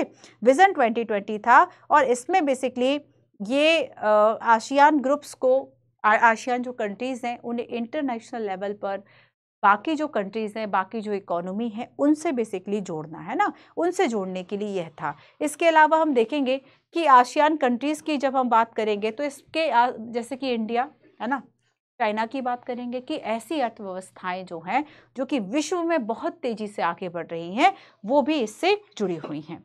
अच्छा, इसके अलावा देखो अगर हम आसियान और फ्री ट्रेड एग्रीमेंट की बात करें इंडिया को लेके तो 2010 के आसपास से ये जो व्यवस्था है वह शुरू हुई जिसमें इंडिया ने आसियान के जो कंट्रीज हैं, आसियान के जो ग्रुप मेंबर्स हैं उन सभी के साथ फ्री ट्रेड एग्रीमेंट को लेके कुछ जो चीज़ें हैं वह बेसिकली इसमें स्टार्ट की। Importance of India, India has recognise Asian growing economic strength and has sign trade agreement with ASEAN members, ठीक है। अब देखो तो यहाँ पर ये कुछ ऐसी मेन बातें हैं आसियान के बारे में। कुछ आओ करंट अफेयर को लेकर चलते हैं। जैसे कि हम देखें आसियान का मेन मोटिव जो है वह क्या है, या फिर मेन मोटो हम कहें, इसका मेन उद्देश्य कोई वाक्य, one vision, one identity and one community, है ना। वन विजन, एक ही विजन है सभी देशों का, एक ही आइडेंटिटी और एक ही कम्युनिटी, मतलब इस तरीके से एक जोड़ने का जो प्रयास है वह आसियान को किया जा रहा है। 8 अगस्त को आसियान डे भी मनाया जाता है और इसका जो सेक्रेटरीट है वह कहाँ पर है? इंडोनेशिया, जकार्ता में है, ठीक है। तो ASEAN association of south east Asian nation, south east Asian nation, इसमें क्या क्या शामिल है? तो ये बेसिकली एक ऐसा रीजनल ऑर्गेनाइजेशन है जो कि इस्टेब्लिश किया गया था to promote political social stability amid rising tensions among the Asia Pacific most colonial states, ठीक है। अब देखो मेन जो हमें जानना है कि आखिर हम सिग्निफिकेंस की बात करें तो आसियान जो है वह क्या है इंडिया के लिए, क्या सिग्निफिकेंस है कि अगर हम look east policy, act east policy को लेकर आते हैं। देखो एक तो आपको जो मैं बार बार बोल रही हूँ ना कि look east act east policy ये क्या है, थोड़ा सा उसको ढूंढने की कोशिश करो, कुछ चीज़ों को समझने की कोशिश करो कि इसमें आखिर क्या क्या मेजर पॉइंट्स जो है वे आ सकते हैं। किसी भी ऑर्गेनाइजेशन को पढ़ो उसको इंडिया के कंसर्न में रख के ज़रूर पढ़ना है, इंडिया के संदर्भ में ज़रूर पढ़ना है, ठीक है। तो India need a close diplomatic relation with ASEAN nation both economic and security region, ठीक है। तो देखो बहुत ज़रूरी है कि अगर हम अपने जो हमारे पड़ोसी हैं या जो आसपास के लोग हैं, आसपास के जो नेबर कंट्रीज़ हैं या उनसे जुड़े हुए हैं, अगर हम एक अच्छा रिलेशन बना लेते हैं, ठीक है। जैसे कि देखो कि मान लीजिए नेपाल से अच्छा रिलेशन है या भूटान से अच्छा रिलेशन है ना। आप हो सकता है किसी किसी कंट्री के बीच में आप वीज़ा फ्री कर दें कि नहीं वहाँ जाना है तो वीज़ा की आपको जो है वह ज़रूरत नहीं है, ठीक है, आपको वीज़ा नहीं बनाना। तो ये इस तरह के क्या होते हैं कि बेसिकली एक हम कह सकते हैं कि फ्री तरीके से जो लोग हैं वह आ जा सकते हैं, एक विश्वास को भी ये दिखाता है। अगर हम अलग अलग कंट्रीज़ के साथ अच्छे रिलेशन बनाएंगे, हो सकता है हमें जो इम्पोर्ट हम कहीं से चीज़ें कर रहे हैं, कहीं से जो वस्तुएं मंगा रहे हैं वो हमें कम दाम पे मिल जाएं, हमें बेनिफिट हो जाए। या फिर जब हम बात करेंगे कि इंडिया में सबसे ज़्यादा अगर आपको जो लेबर है वह मिल जाते हैं, श्रम मिल जाते हैं, ठीक है, वस्तुओं के अलावा श्रम भी बहुत ज़्यादा मिल जाता है क्योंकि पॉपुलेशन ज़्यादा है, अभी तो युवा भी ज़्यादा है, क्या वे बाकी कंट्रीज़ में भी काम करने के लिए जा सकते हैं। तो यहाँ पर देखो बेसिकली कि अगर हम देखेंगे कि चाहे हम डिप्लोमेटिक रिलेशन की बात करें, सिक्योरिटी पर्पस से देखें, इकोनॉमिक पर्पस से देखें, सेफ्टी वाइज देखें, सो काफ़ी इंपॉर्टेंट है ना। Connectivity with the ASEAN nation can allow India to improve its presence in this region, in the region, कि अगर देखो हम कनेक्टिविटी बेसिकली अगर इससे बढ़ाते हैं तो हमारी क्या जो प्रेजेंस है इस रीजन में वो ज़्यादा अच्छी होगी। हाल फिलहाल की बात करें तो इंडिया इसका फुल मेंबर नहीं है, इंडिया इसमें क्या है, एक डायलॉग पार्टनर। चाइना भी है, ठीक है, एक डायलॉग पार्टनर है। तो यूपीएससी क्या क्वेश्चन पूछ लेता है कि इंडिया के लिए किसी भी पर्टिकुलर ऑर्गेनाइजेशन जो है आखिर उसका क्या इंपॉर्टेंस है ना। Connectivity project keep north east India centre ensuring the economic growth of the north east state. अच्छा देखो कि आखिर हमारी जो कनेक्टिविटी बनेगी आसियान कंट्रीज से वह कैसे बनेगी, आसियान कंट्रीज से कनेक्टिविटी कैसे बनेगी कि अगर यहाँ पर इंडिया है, ठीक है, यहाँ पे इंडिया है और इंडिया के अगर ईस्ट में ये सारे कंट्रीज हैं, तो हम हो ना हो हमारा जो नॉर्थ ईस्ट वाला रीजन है ये जुड़ा हुआ रीजन है ना। हमारे देखो जैसे कि ये जो आपको बॉर्डर दिख रही है ये नॉर्थ ईस्ट की है, तो नॉर्थ ईस्ट को बेसिकली इसका प्रवेश द्वार कहा जाता है, क्योंकि अगर आपको इन देशों में जाना है, कनेक्टिविटी बनानी है, तो आप कहाँ से जाओगे, फिर तो यहाँ से चाइना की बॉर्डर लग जाती है, कि आप चाइना से होके जाओगे, नहीं। तो यहाँ पर नॉर्थ ईस्ट से अगर हम देखेंगे कि म्यांमार के साथ कुछ हिस्सों में हमने इस तरह से फ्री आवाजाही, बिना वीज़ा के भी जो लोग हैं वो 16 किलोमीटर के अंदर आ जा सकते हैं, कई तरीके के अभी हाल फिलहाल में करंट पे भी चर्चा में थे।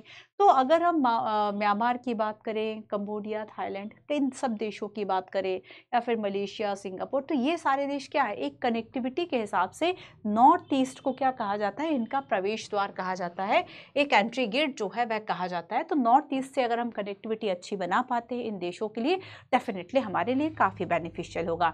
Improve trade tie with the ASEAN nation would mean a counter China presence in the region and economic growth and development for India।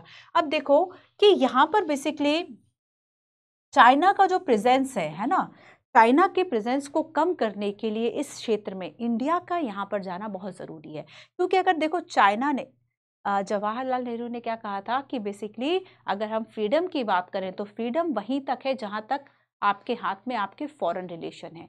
जिस मात्रा में आपके हाथ से आपके विदेश संबंध छूट जाते हैं उस मात्रा में आप कहीं ना कहीं स्वतंत्र नहीं रह जाते। तो बेसिकली क्या कहा जाता है कि जो स्वतंत्रता है वह हमारे कहीं ना कहीं विदेश संबंधों से बनी हुई है। अगर हमने अपना प्रेजेंस इस क्षेत्र में अच्छा कर लिया है ना, इन देशों के साथ अच्छे संबंध बना लिए, तो जो चाइना बेसिकली इतना ज़्यादा चीज़ों में आगे कर रहा है, इतना ज़्यादा आगे बढ़ रहा है, इतना ज़्यादा डिप्लोमेसी दिखा रहा है, हम कहीं ना कहीं उसको काउंटर कर पाएंगे, है ना। तो इसके लिए जो है वह काफ़ी ज़रूरी हो जाता है इन सभी देशों से। इसके अलावा देखो चाहे हम नॉर्थ ईस्ट की बात करें, चाहे हम देखें कि हमें चाहे टेररिज्म जो है उसको रोकना हो, या फिर अगर हम टैक्स की चोरी या फिर इन सब चीज़ों को रोकना चाहते हैं, तो कई तरीके से हमें इन देशों का जो सहयोग है वह चाहिए, ठीक है। तो ये आसियान के लिए बेसिकली एक जो सिग्निफिकेंस है वह हो जाता है।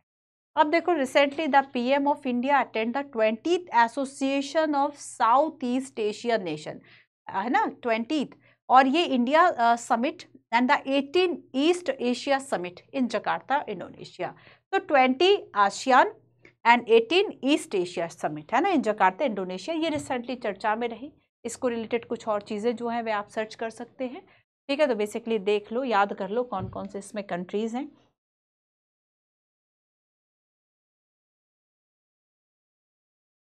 ठीक है। अब हम नेक्स्ट चलते हैं और थोड़ी सी जो चर्चा है वह हम चाइना की करते हैं, उसके बाद हम बात करेंगे इंडिया और चाइना के रिलेशन, ठीक है। अब देखो राइज ऑफ चाइनीज इकोनॉमी। अगर हम बच्चों चाइना की इकोनॉमी की बात करें, आखिर इसका जो बेसिकली उत्थान है वह कैसे हुआ, ये जो है वह आगे कैसे बढ़ा, चाइना कैसे इतनी बड़ी इकोनॉमी बन गई।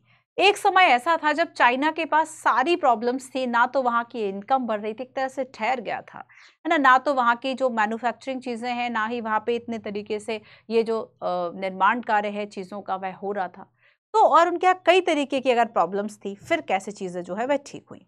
तो हम देखेंगे कि भाई अमेरिका के बाद और यूरोपीय यूनियन के बाद तीसरा अगर विश्व में एक बड़ा केंद्र आपको देखना है, एक बड़ी इकोनॉमी, एक पावरफुल देश आपको देखना है, दैट इज चाइना, ठीक है, ये चाइना है। और यहाँ पर देखो 1978 के बाद से, है ना, अगर हम चाइना इकोनॉमी की बात करें तो 1978 के बाद से चाइना इकोनॉमी जो है बेसिकली वह आगे बढ़ती है और एक महाशक्ति के रूप में बेसिकली सुपर पावर के तरीके से चल रही है। साथ ही ये भी कहा जाता है कि एटलीस्ट 2040 के आसपास तक जो चाइना है वह अमेरिका से भी आगे निकल जाएगा।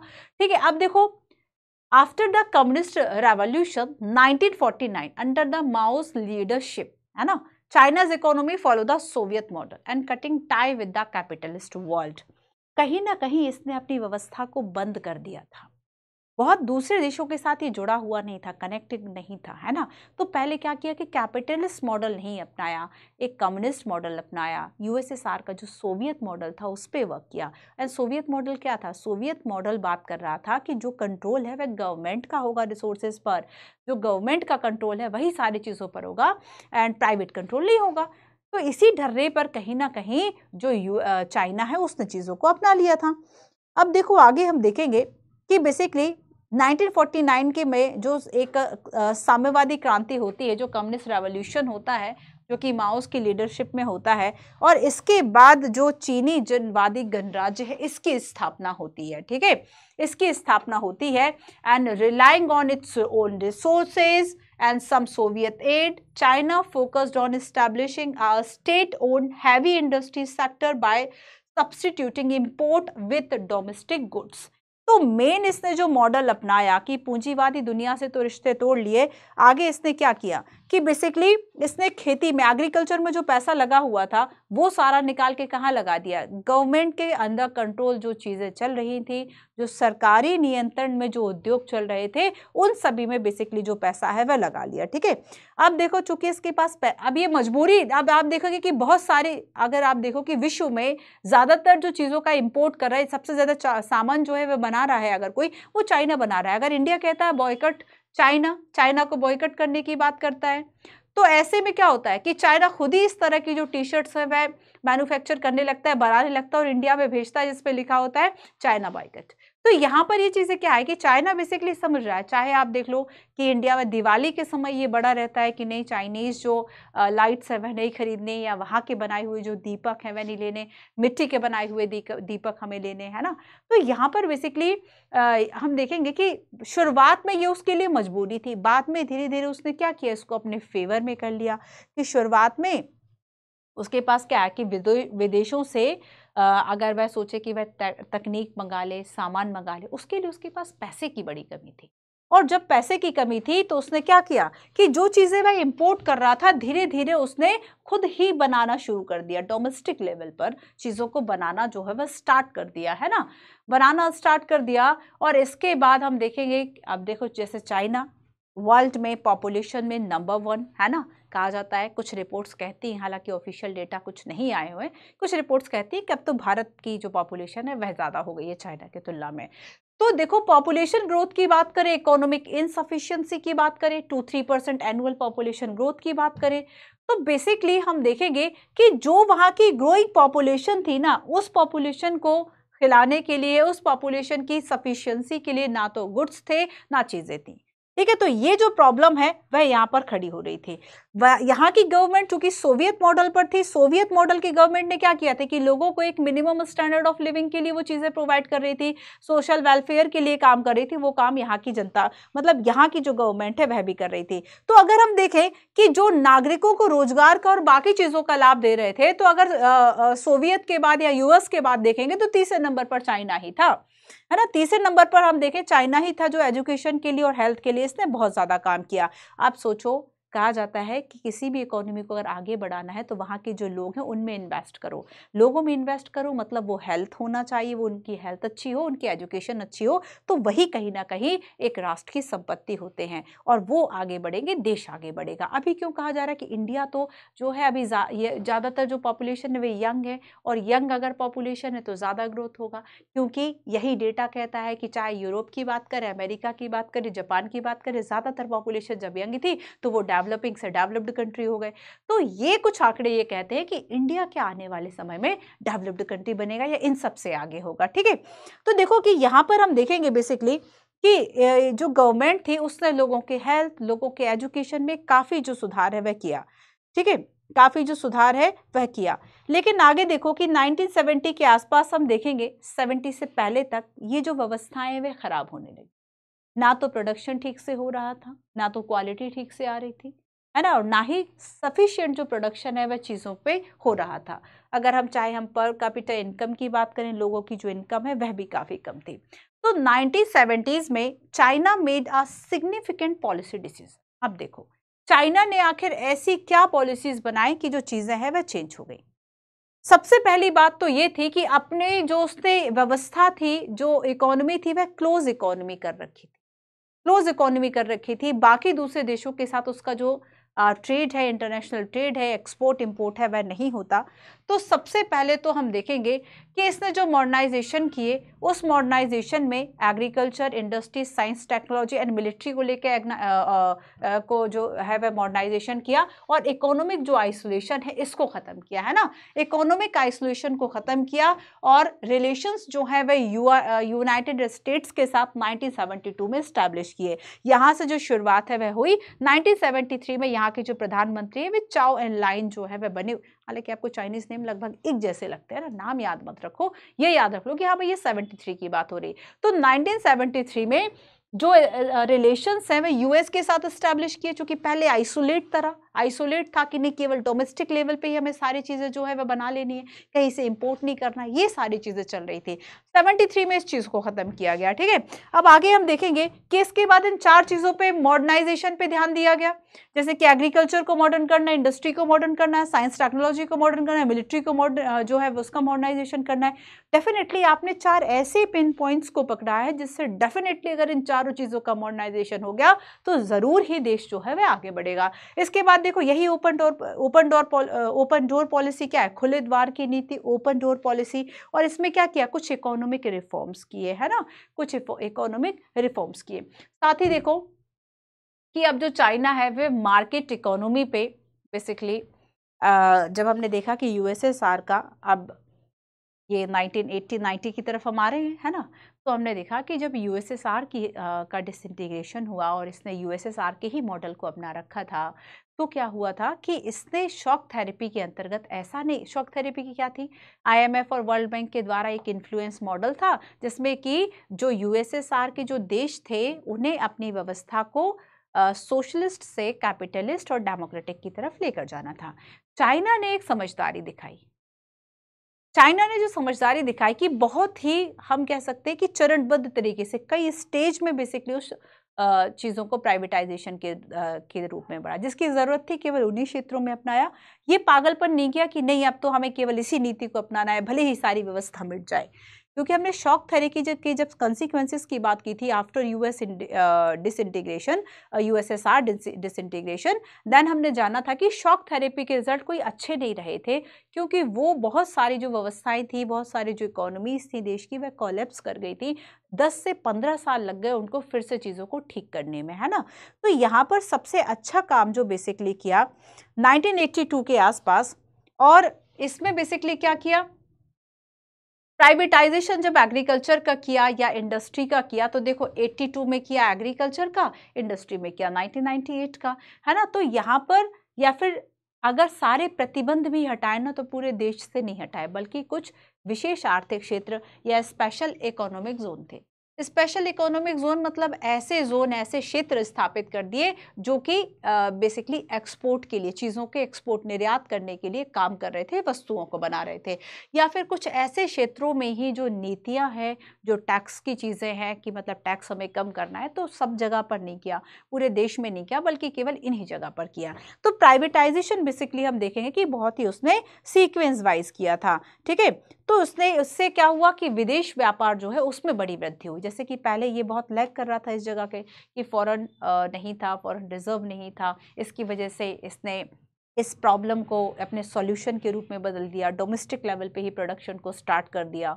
बाद में जो चीज़ें हैं वह ओपन हुई 73 के आसपास बेसिकली जो ओपन डोर पॉलिसी है वह अपनाई गई, शॉक थेरेपी जब अपनाई 91 के बाद। लेकिन इसने क्या कर रहा था कि ये बहुत आराम आराम से प्राइवेटाइजेशन जो है वह कर रहा था। और अभी भी हमने देखा कि state continue play a central role in setting up a market economy. तो अभी भी जो व्यवस्थाएं जो कंट्रोल कर रहा था वो सारी चीज़ें मार्केट के हाथ में नहीं दे दी थी, है ना। जैसे कि यूएसएसआर में हुआ था, यहाँ पर क्या किया कि एक तो क्रमबद्ध रूप से किया, सीक्वेंस बाय सीक्वेंस किया, और दूसरी बात ये है कि अभी भी जो स्टेट है, जो राज्य है, जो सरकार है, वो सेंट्रल रोल में, वही क्रूशियल रोल प्ले कर रही थी। ठीक है, चलो नेक्स्ट देखो, नेक्स्ट जो प्रॉब्लम थी वह क्या थी। अब पॉपुलेशन तो बढ़ रही, विश्व का सबसे ज्यादा जनसंख्या वाला देश, पॉपुलेशन जब इस तरीके से बढ़ रही थी तब क्या हुआ, बेरोजगारी भी बहुत बढ़ गई। बहुत ज्यादा जो सुधार किए थे उसका कोई विशेष लाभ नहीं मिला, है ना। तो यहाँ पर क्या है कि चीन में बेसिकली जो अनएम्प्लॉयमेंट है वह बहुत ज्यादा बढ़ गई, और लगभग 10 करोड़ के आसपास लोग ऐसे थे, लगभग 10 करोड़ के आसपास लोग जो है वह ऐसे थे, 100 मिलियन के आसपास, है ना, कि जो क्या कर रहे थे, जॉब जो है वह देख रहे थे। ठीक है, जॉब ढूंढ रहे थे बेसिकली अपने लिए। So, economic inequality between rural and urban resident and as well as coastal and inland provinces increased. तो यहाँ पर बेसिकली अगर हम एक मूल्यांकन करें तो अनएम्प्लॉयमेंट जो है वह भी काफ़ी बढ़ी, क्योंकि जो सुधार किए जा रहे थे उन सभी रिफॉर्म्स का बहुत ज़्यादा बेनिफिट नहीं हुआ। एक इनइक्वालिटी जो है वह डेफिनेटली डेवलप हुई। ये इनइक्वालिटी दिखाई दी कि हाँ, जो रूरल एरियाज़ हैं वो पीछे रह गए, अर्बन एरियाज़ थे वह डेवलप्ड हो गए, है ना। इसके अलावा जो कोस्टल एरियाज़ थे या जो इनलैंड एरियाज़ थे उसमें भी काफ़ी जो डिफरेंस है, उनकी इनकम जनरेशन, वेल्थ जनरेशन, उन सब चीज़ों में काफ़ी जो डिफरेंस है वह देखा गया। इसके अलावा हम देखेंगे, चाहे हम एनवायरनमेंट पोल्यूशन की बात करें, एनवायरनमेंट को ख़राब करना, पर्यावरण को पोल्यूट करना, ये सारी व्यवस्थाएं बढ़ती रही, करप्शन जो है वह बढ़ा। तो कई तरीके के और जो चैलेंजेस है वह बेसिकली सामने आते गए, है ना। कई तरह के और जो चैलेंजेस है बेसिकली वह क्या हुए, सामने आते। चलिए अब नेक्स्ट देखो, China regional and global influence. Next हम देखेंगे कि इन सभी चीज़ों से परे चाइना जो है वह आखिर आगे कैसे बढ़ा। अभी हमने देखा कि शुरुआत कैसे हुई, अब आगे कैसे बढ़ा, कैसे जो है वह एक ज़बरदस्त शक्ति के रूप में सामने आया, हम उसकी बात करते हैं। ठीक है, तो देखो इकोनॉमिक पावर यह बना। अब इकोनॉमिक पावर कैसे बना कि चाहे ट्रेड पार्टनर्स हो, चाहे उसके रीजनल कुछ अफेयर्स हो, उन सभी को लेके बेसिकली जो काम है वह किया गया, नीतियों को बनाया गया।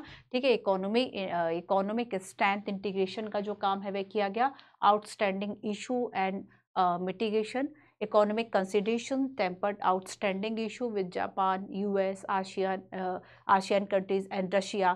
तो इसने क्या किया कि बाकी जो ग्रुप्स हैं उन सभी के साथ भी एक कोऑर्डिनेशन जो है वह स्टार्ट कर दिया।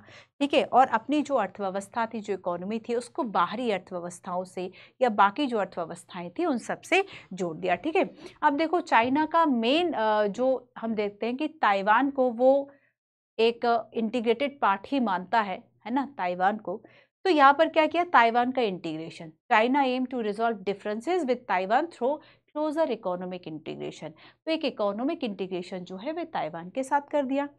कंट्रीब्यूशन टू आसियान स्टेबिलिटी, इसमें काफ़ी आसियान की, जैसे कि हमने बात की कर, इंडिया को क्यों आखिर आसियान इम्पोर्टेंट है, ताकि वह चाइना के डोमिनेंस को, चाइना के इन्फ्लुएंस को कम कर सके इन देशों में, अपने फेवर में जो नीतियां है वह बना सके, है ना।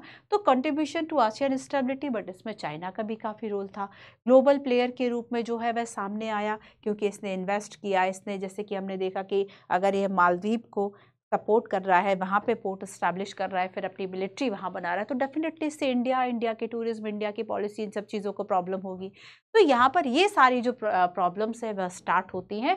तो इंडिया किस चाइना की बात करेंगे, कैसे आखिर एक ग्लोबल इन्फ्लुएंस बना, तो इकोनॉमिक पावर, दूसरों से जो है वह चाहे बाईलेटरल, ट्राईलेटरल जो ट्रीटीज थी, संधि थी, उससे आगे बढ़ा। ठीक है, अब हम नेक्स्ट आते हैं इंडिया और चाइना के बीच के आखिर जो रिलेशन है, वो आखिर रिलेशन जो है वह कैसे है, हम इस पे कुछ बात करेंगे। सबसे पहले तो हम आते हैं कि हम बात करेंगे प्री इंपीरियलिज्म, है ना, जब देश आजाद नहीं था, हम उस वक्त की बात करेंगे। अब देखो कि जो साम्राज्यवाद था, जब साम्राज्यवाद का दौर चल रहा था, उसके पहले इवन, है ना, उसके पहले की बात हम करेंगे। प्री इंपीरियलिज्म मतलब जब इंडिया में ब्रिटेन, जो ब्रिटिशर्स हैं, या बाकी यूरोपीय कंपनियां हैं जब वह आई, उसके पहले के रिलेशन से हम शुरू करेंगे। उसके पहले हम देखेंगे कि भारत और चीन दोनों एक जैसे थे पावर में। राजवंश अगर दोनों जगह मोनार्क थे, सारी व्यवस्थाएं थी, तो ये क्या था कि एक दूसरे की सीमाओं का सम्मान करते थे कहीं ना कहीं, है ना, एक दूसरे से भिड़ते नहीं थे। ये दोनों, ऐसा नहीं था कि इन दोनों में से किसी एक को ये कहा जाए कि यही एक पॉलिटिकल पावर। तो ठीक ठाक रिलेशन थे।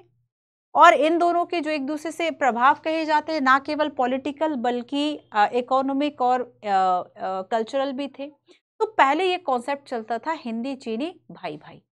बाद में जब चाइना ने आक्रमण कर दिया था, ये बहुत अभी हम देख रहे हैं कि आफ्टर जब 1947 के बाद जब देश स्वतंत्र हुआ 62 के आसपास, है ना, तब क्या है, हम देखते हैं कि चाइना का जो इन्वेजन है वह होता है, आक्रमण जो है वह हुआ, और ऐसे में हिंदी चीनी बाय बाय हो गया। तो भाई भाई से लेके बाय बाय का जो सफर है वो आखिर कैसे हुआ, इसके पीछे कुछ घटनाएं हैं।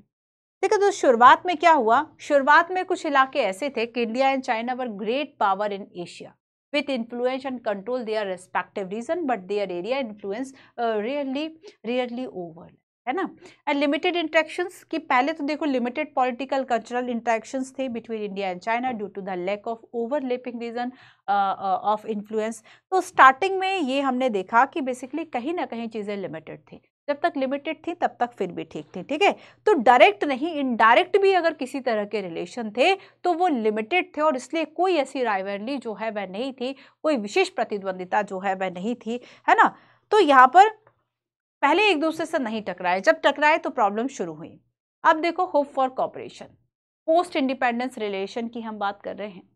After gaining independence from Britain and expelling foreign power, there was hope that India and China would come together to shape the future of developing world and Asia. And जो सबसे बड़ी प्रॉब्लम थी वो ये थी कि जो मिलिट्री कन्फ्लिक्ट है वह दोनों देशों के बीच में रहा, स्पेशली चाइना का जो एग्रेशन है वह रहा।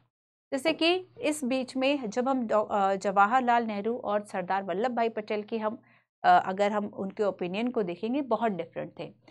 जहाँ सरदार वल्लभ भाई पटेल कहते थे कि जब ये अपने आसपास के देशों को जो है वह परेशान कर रहा है, या फिर तिब्बत को अगर इसने अपने कब्जे में ले लिया, तिब्बत चूंकि बफर स्टेट के रूप में इंडिया और चाइना के रूप में, चाइना के बीच में था, डायरेक्ट जो बाउंड्री है वह नहीं टच हो रही थी, तो एक सुरक्षा था। लेकिन जब ताइवान पर कब्जा कर, तिब्बत पर जब कब्जा कर लिया, तो ऐसे में क्या हुआ कि अब कहीं ना कहीं सरदार वल्लभ भाई पटेल उस बात को समझ गए थे कि हो ना हो चाइना एग्रेशन दिखाएगा। जवाहरलाल नेहरू ने कहा कि नहीं करेगा वो ऐसा, है ना, वो हमारा भाई है। लेकिन जब 1962 में ऐसा हुआ, तब हम देखेंगे कि जो प्रधानमंत्री थे बेसिकली नेहरू जी, उनको काफी एक तरह से ये सुनना पड़ा लोगों की बातें, विपक्ष की बातें, देश की बातें, कि आप किसी देश की मंशा को नहीं भाप पाए, और आपने वहां की जो बॉर्डर थी बेसिकली चाइना से जो इंडिया की बॉर्डर लगी हुई थी, वहां पे आपने मिलिट्री नहीं बल्कि पैरामिलिट्री जो फोर्स है, ठीक है, आपने बेसिकली वहां पे ऐसे मतलब प्योर कंप्लीट मिलिट्री फोर्स भी नहीं लगाई हुई थी, अर्धसैनिक बल उसकी तैनाती कर रहे थे। तो इस तरीके से कुछ कुछ जो प्रॉब्लम्स हैं वह हुई। तो 1962 में जो रिलेशन है वह ज़्यादा ख़राब हो गए, ठीक है। और डिप्लोमेटिक रिलेशंस की बात करें 1976 आफ्टर द 1960 बंद रहे ये। अब जानते हो इनके बीच के जो ये रिलेशन थे वो कब ओपन हुए, जब राजीव गांधी, लगभग 1988 की बात करेंगे, 1988 में भारत और चीन के जो रिलेशन है उनके संदर्भ, मतलब उनके संबंधों को सुधारने का प्रयास यहाँ पे राजीव गांधी कर रहे हैं। तो बेसिकली सबसे बड़ी बात जो ये थी कि 1962 में युद्ध हुआ, है ना, और कहीं ना कहीं इंडिया को थोड़ा सा पीछे भी जाना पड़ा, क्योंकि हमारी तैयारी थी नहीं युद्ध की, वो पूरी तैयारी के साथ आगे बढ़ा था। भारतीय सेनाओं को कहीं ना कहीं पीछे जाना पड़ा, और ऐसे में भारत और चीन के जो संबंध थे वो पूरी तरीके से लगभग बिगड़ गए थे। और हमने देखा था कि लगभग 62 के बाद से 76 तक तो सारी चीजें एकदम बंद रही, ठीक है, सारी चीजें 10-12 साल लगभग जो है वह बंद रहा। उसके बाद हमने देखे कि जो राजीव गांधी है 1988 के आसपास में, इन्होंने जो है वह चीन का दौरा किया और इंडिया चाइना के जो रिलेशंस थे बेसिकली इसको ठीक करने का प्रयास किया। अब देखो, इसके लिए हम देखेंगे कि दोनों देशों ने कुछ कल्चरल आदान प्रदान के लिए, सांस्कृतिक आदान प्रदान के लिए कुछ चीज़ों को ठीक करने का प्रयास किया, और इंडिया और चाइना के बीच में 4 जो पोस्ट हैं वह ओपन कर दी, ठीक है।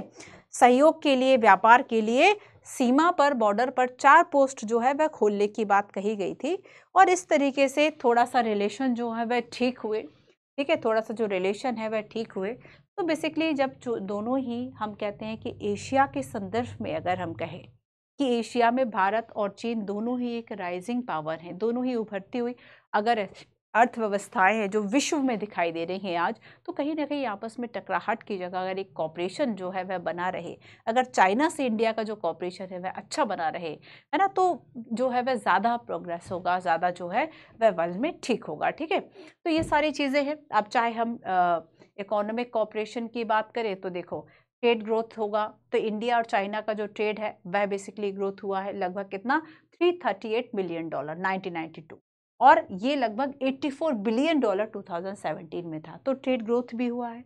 कॉपरेशन ऑफ एनर्जी डील्स की बात करें कि बहुत सारे जब पोटेंशियल है वह हमें दिखाई देते हैं कि चलो कन्फ्लिक्ट ना हो, पोटेंशियल हो, हम उसका यूज़ ज़्यादा करें, तो चाहे कॉपरेशन हो एनर्जी डील्स को लेके, इन सभी चीज़ों को किया गया। Similar policies international economic institutions, है ना, तो कुछ सिमिलर पॉलिसीज़ जो हैं वह इनने अपनाई, जैसे कि वर्ल्ड ट्रेड ऑर्गेनाइजेशन की पॉलिसीज़ को इंडिया फॉलो करता है तो चाइना भी फॉलो करता है। तो कुछ इस तरह की इकोनॉमिक जो कॉपरेशन की है वह बात की जाती है। बट हम कुछ चैलेंजेस की भी बात करते हैं कि आखिर कॉपरेशन तो है बट कुछ कुछ चैलेंजेस भी है, जैसे कि न्यूक्लियर टेस्ट, सिक्योरिटी कंसर्न, कि अगर इंडिया के द्वारा न्यूक्लियर टेस्ट किया गया था तो उससे चाइना ज़्यादा हिला था, चाइना को ज़्यादा प्रॉब्लम थी। बाउंड्री क्वेश्चन की बात करेंगे कि आज भी आप देखोगे कि कहीं ना कहीं इंडिया, देखो मेन प्रॉब्लम चाइना को क्या थी कि इंडिया को तो ये लग रहा कि ठीक है, अंग्रेजों के समय में जो इंडिया और चाइना के बीच की जो बॉर्डर बना दी गई, इंडिया उसको मान जाता, चाइना उसको मानता नहीं है। चाइना को लगता है कि नहीं, जब अंग्रेज नहीं थे उसके पहले ये जो हिस्सा है वह उसका था। आपने अक्साई चीन के बारे में सुना होगा, लद्दाख का वह हिस्सा जिसपे चीन अपना एक तरह से हक मानता है, हिस्सा मानता है कि ये चाइना का हिस्सा है ना, उस पे अपना प्रभुत्व मानता है अक्साई चीन। तो वो बेसिकली आप देखेंगे कि एक डिस्प्यूट का बड़ा, इसके अलावा अरुणाचल प्रदेश, जिसे कि हम देखेंगे पहले नेफा भी कहा जाता था, तो वहां पर आप देखिए 1962 में जब चीन ने आक्रमण किया था तो वहीं पर किया था, है ना, नॉर्थ ईस्ट में अरुणाचल प्रदेश, जिसे पहले नेफा कहा जाए, उसके कुछ क्षेत्र पे और लद्दाख के आसपास के कुछ क्षेत्र पे आक्रमण किया हुआ था। तो यहाँ पर बेसिकली चाइना को ये लगता है कि नहीं, बॉर्डर जो बनाई थी अंग्रेजों ने वो उसको नहीं मान रहे, वो उसको सेट नहीं कर रहे, उन्हें लगता है कि नहीं, इसके पहले जो कुछ हिस्से थे इंडिया के वो चाइना के थे। ठीक है, तो ये सारे कुछ प्रॉब्लम्स थे कि जो कि हम देखेंगे कि एक कॉपरेशन के बीच में आती हैं। रिसेंट चैलेंजेस की बात करें so down slide in relation, क्यों, इंडिया चाइना। अब देखो इंडिया चाइना पाकिस्तान, ये प्रॉब्लम आखिर क्या है, पाकिस्तान जो है इंडिया को दुख देता है। अब देखो अमेरिका कभी कभी इंडिया का साथ इसलिए दे देता है क्योंकि वह चाहता है कि चीन को, वह जानता है कि चीन को काउंटर करने के लिए हमारे लिए इंडिया जरूरी है। पर कभी कभी अब देखो चाइना क्यों पाकिस्तान की हेल्प कर देता है, क्योंकि अब प्रतिद्वंदी आपका कॉम्पिटिटर कौन है, इंडिया है। अगर इंडिया व्यस्त रहेगा आतंकवाद को सुलझाने में या पाकिस्तान से ही जो है वह जूझ रहा है, तब वह डेवलपमेंट पर कहीं ना कहीं तो उसका जो ध्यान है उतने परसेंट में जरूर कम हो जाएगा जितने परसेंटेज में वह लड़ाई कर रहा है। तो देखो या तो आप लड़ सकते हैं या विकास कर सकते हैं, दोनों चीजें एक साथ नहीं होती, दोनों चीजें जो है वह एक साथ नहीं होती हैं। तो यहाँ पर देखो बेसिकली कि अमेरिका जो है वह जानता है कि अब यूएस को काउंटर करेगा चाइना, तो वह इंडिया की हेल्प कर देता, पता है ये इसके कॉम्पिटिटर है ना, यही जो है वह इसको पीछे कर सकता है। और वहां पर जो चाइना है वह पाकिस्तान की इसलिए हेल्प कर देता है। समटाइम्स आप देखोगे अमेरिका भी पाकिस्तान की हेल्प कर देता है। तो कहीं ना कहीं एक जो बैलेंस है वो बना के रखने की जो कोशिश है वह इस तरीके से की जाती है कि एक दूसरे को सपोर्ट कर रहे हैं तो जो कॉम्पिटिटर है उसको हम परेशान करेंगे। तो बेसिकली देखो कि जो रिलेशन अगर हम देखें तो रिसेंट इशू आप क्या देखते हैं, जैसे कि चाइना पाकिस्तान इकोनॉमिक कॉरिडोर, और ये चाइना पाकिस्तान इकोनॉमिक कॉरिडोर कहीं ना कहीं कश्मीर के उन हिस्सों से होकर जा रहा है जिसपे कि इंडिया, जो इंडिया का हिस्सा है। तो यहाँ पर क्या है कि इस तरह की चीजें, इस तरह की बातें, आपने जैसे कि वन बेल्ट रोड इनिशिएट की बात सुनी है ना, तो ये जो वन बेल्ट वन एक परियोजना है जिससे कि जोड़ा जा रहा है, और जो पाकिस्तान, अफगानिस्तान और बाकी के जो कंट्रीज है उससे अगर चाइना जुड़ रहा है, इस तरह के अगर कॉरिडोर बना रहा है, तो वो कहीं ना कहीं इंडिया के लिए, इंडिया की सोवरेनिटी के लिए भी एक खतरे के रूप में देखा जाता है। ठीक है, और अगर चाइना जो है वह पाकिस्तान के टेरर को अगर सपोर्ट कर रहा है ना, तो ये सारी चीजें जो है वह इंडिया और चाइना के बीच में जो रिलेशन है वह बेसिकली कम हो रहे हैं, खराब हो रहे हैं। ठीक है, ये कुछ ऐसे चैलेंजेस हैं।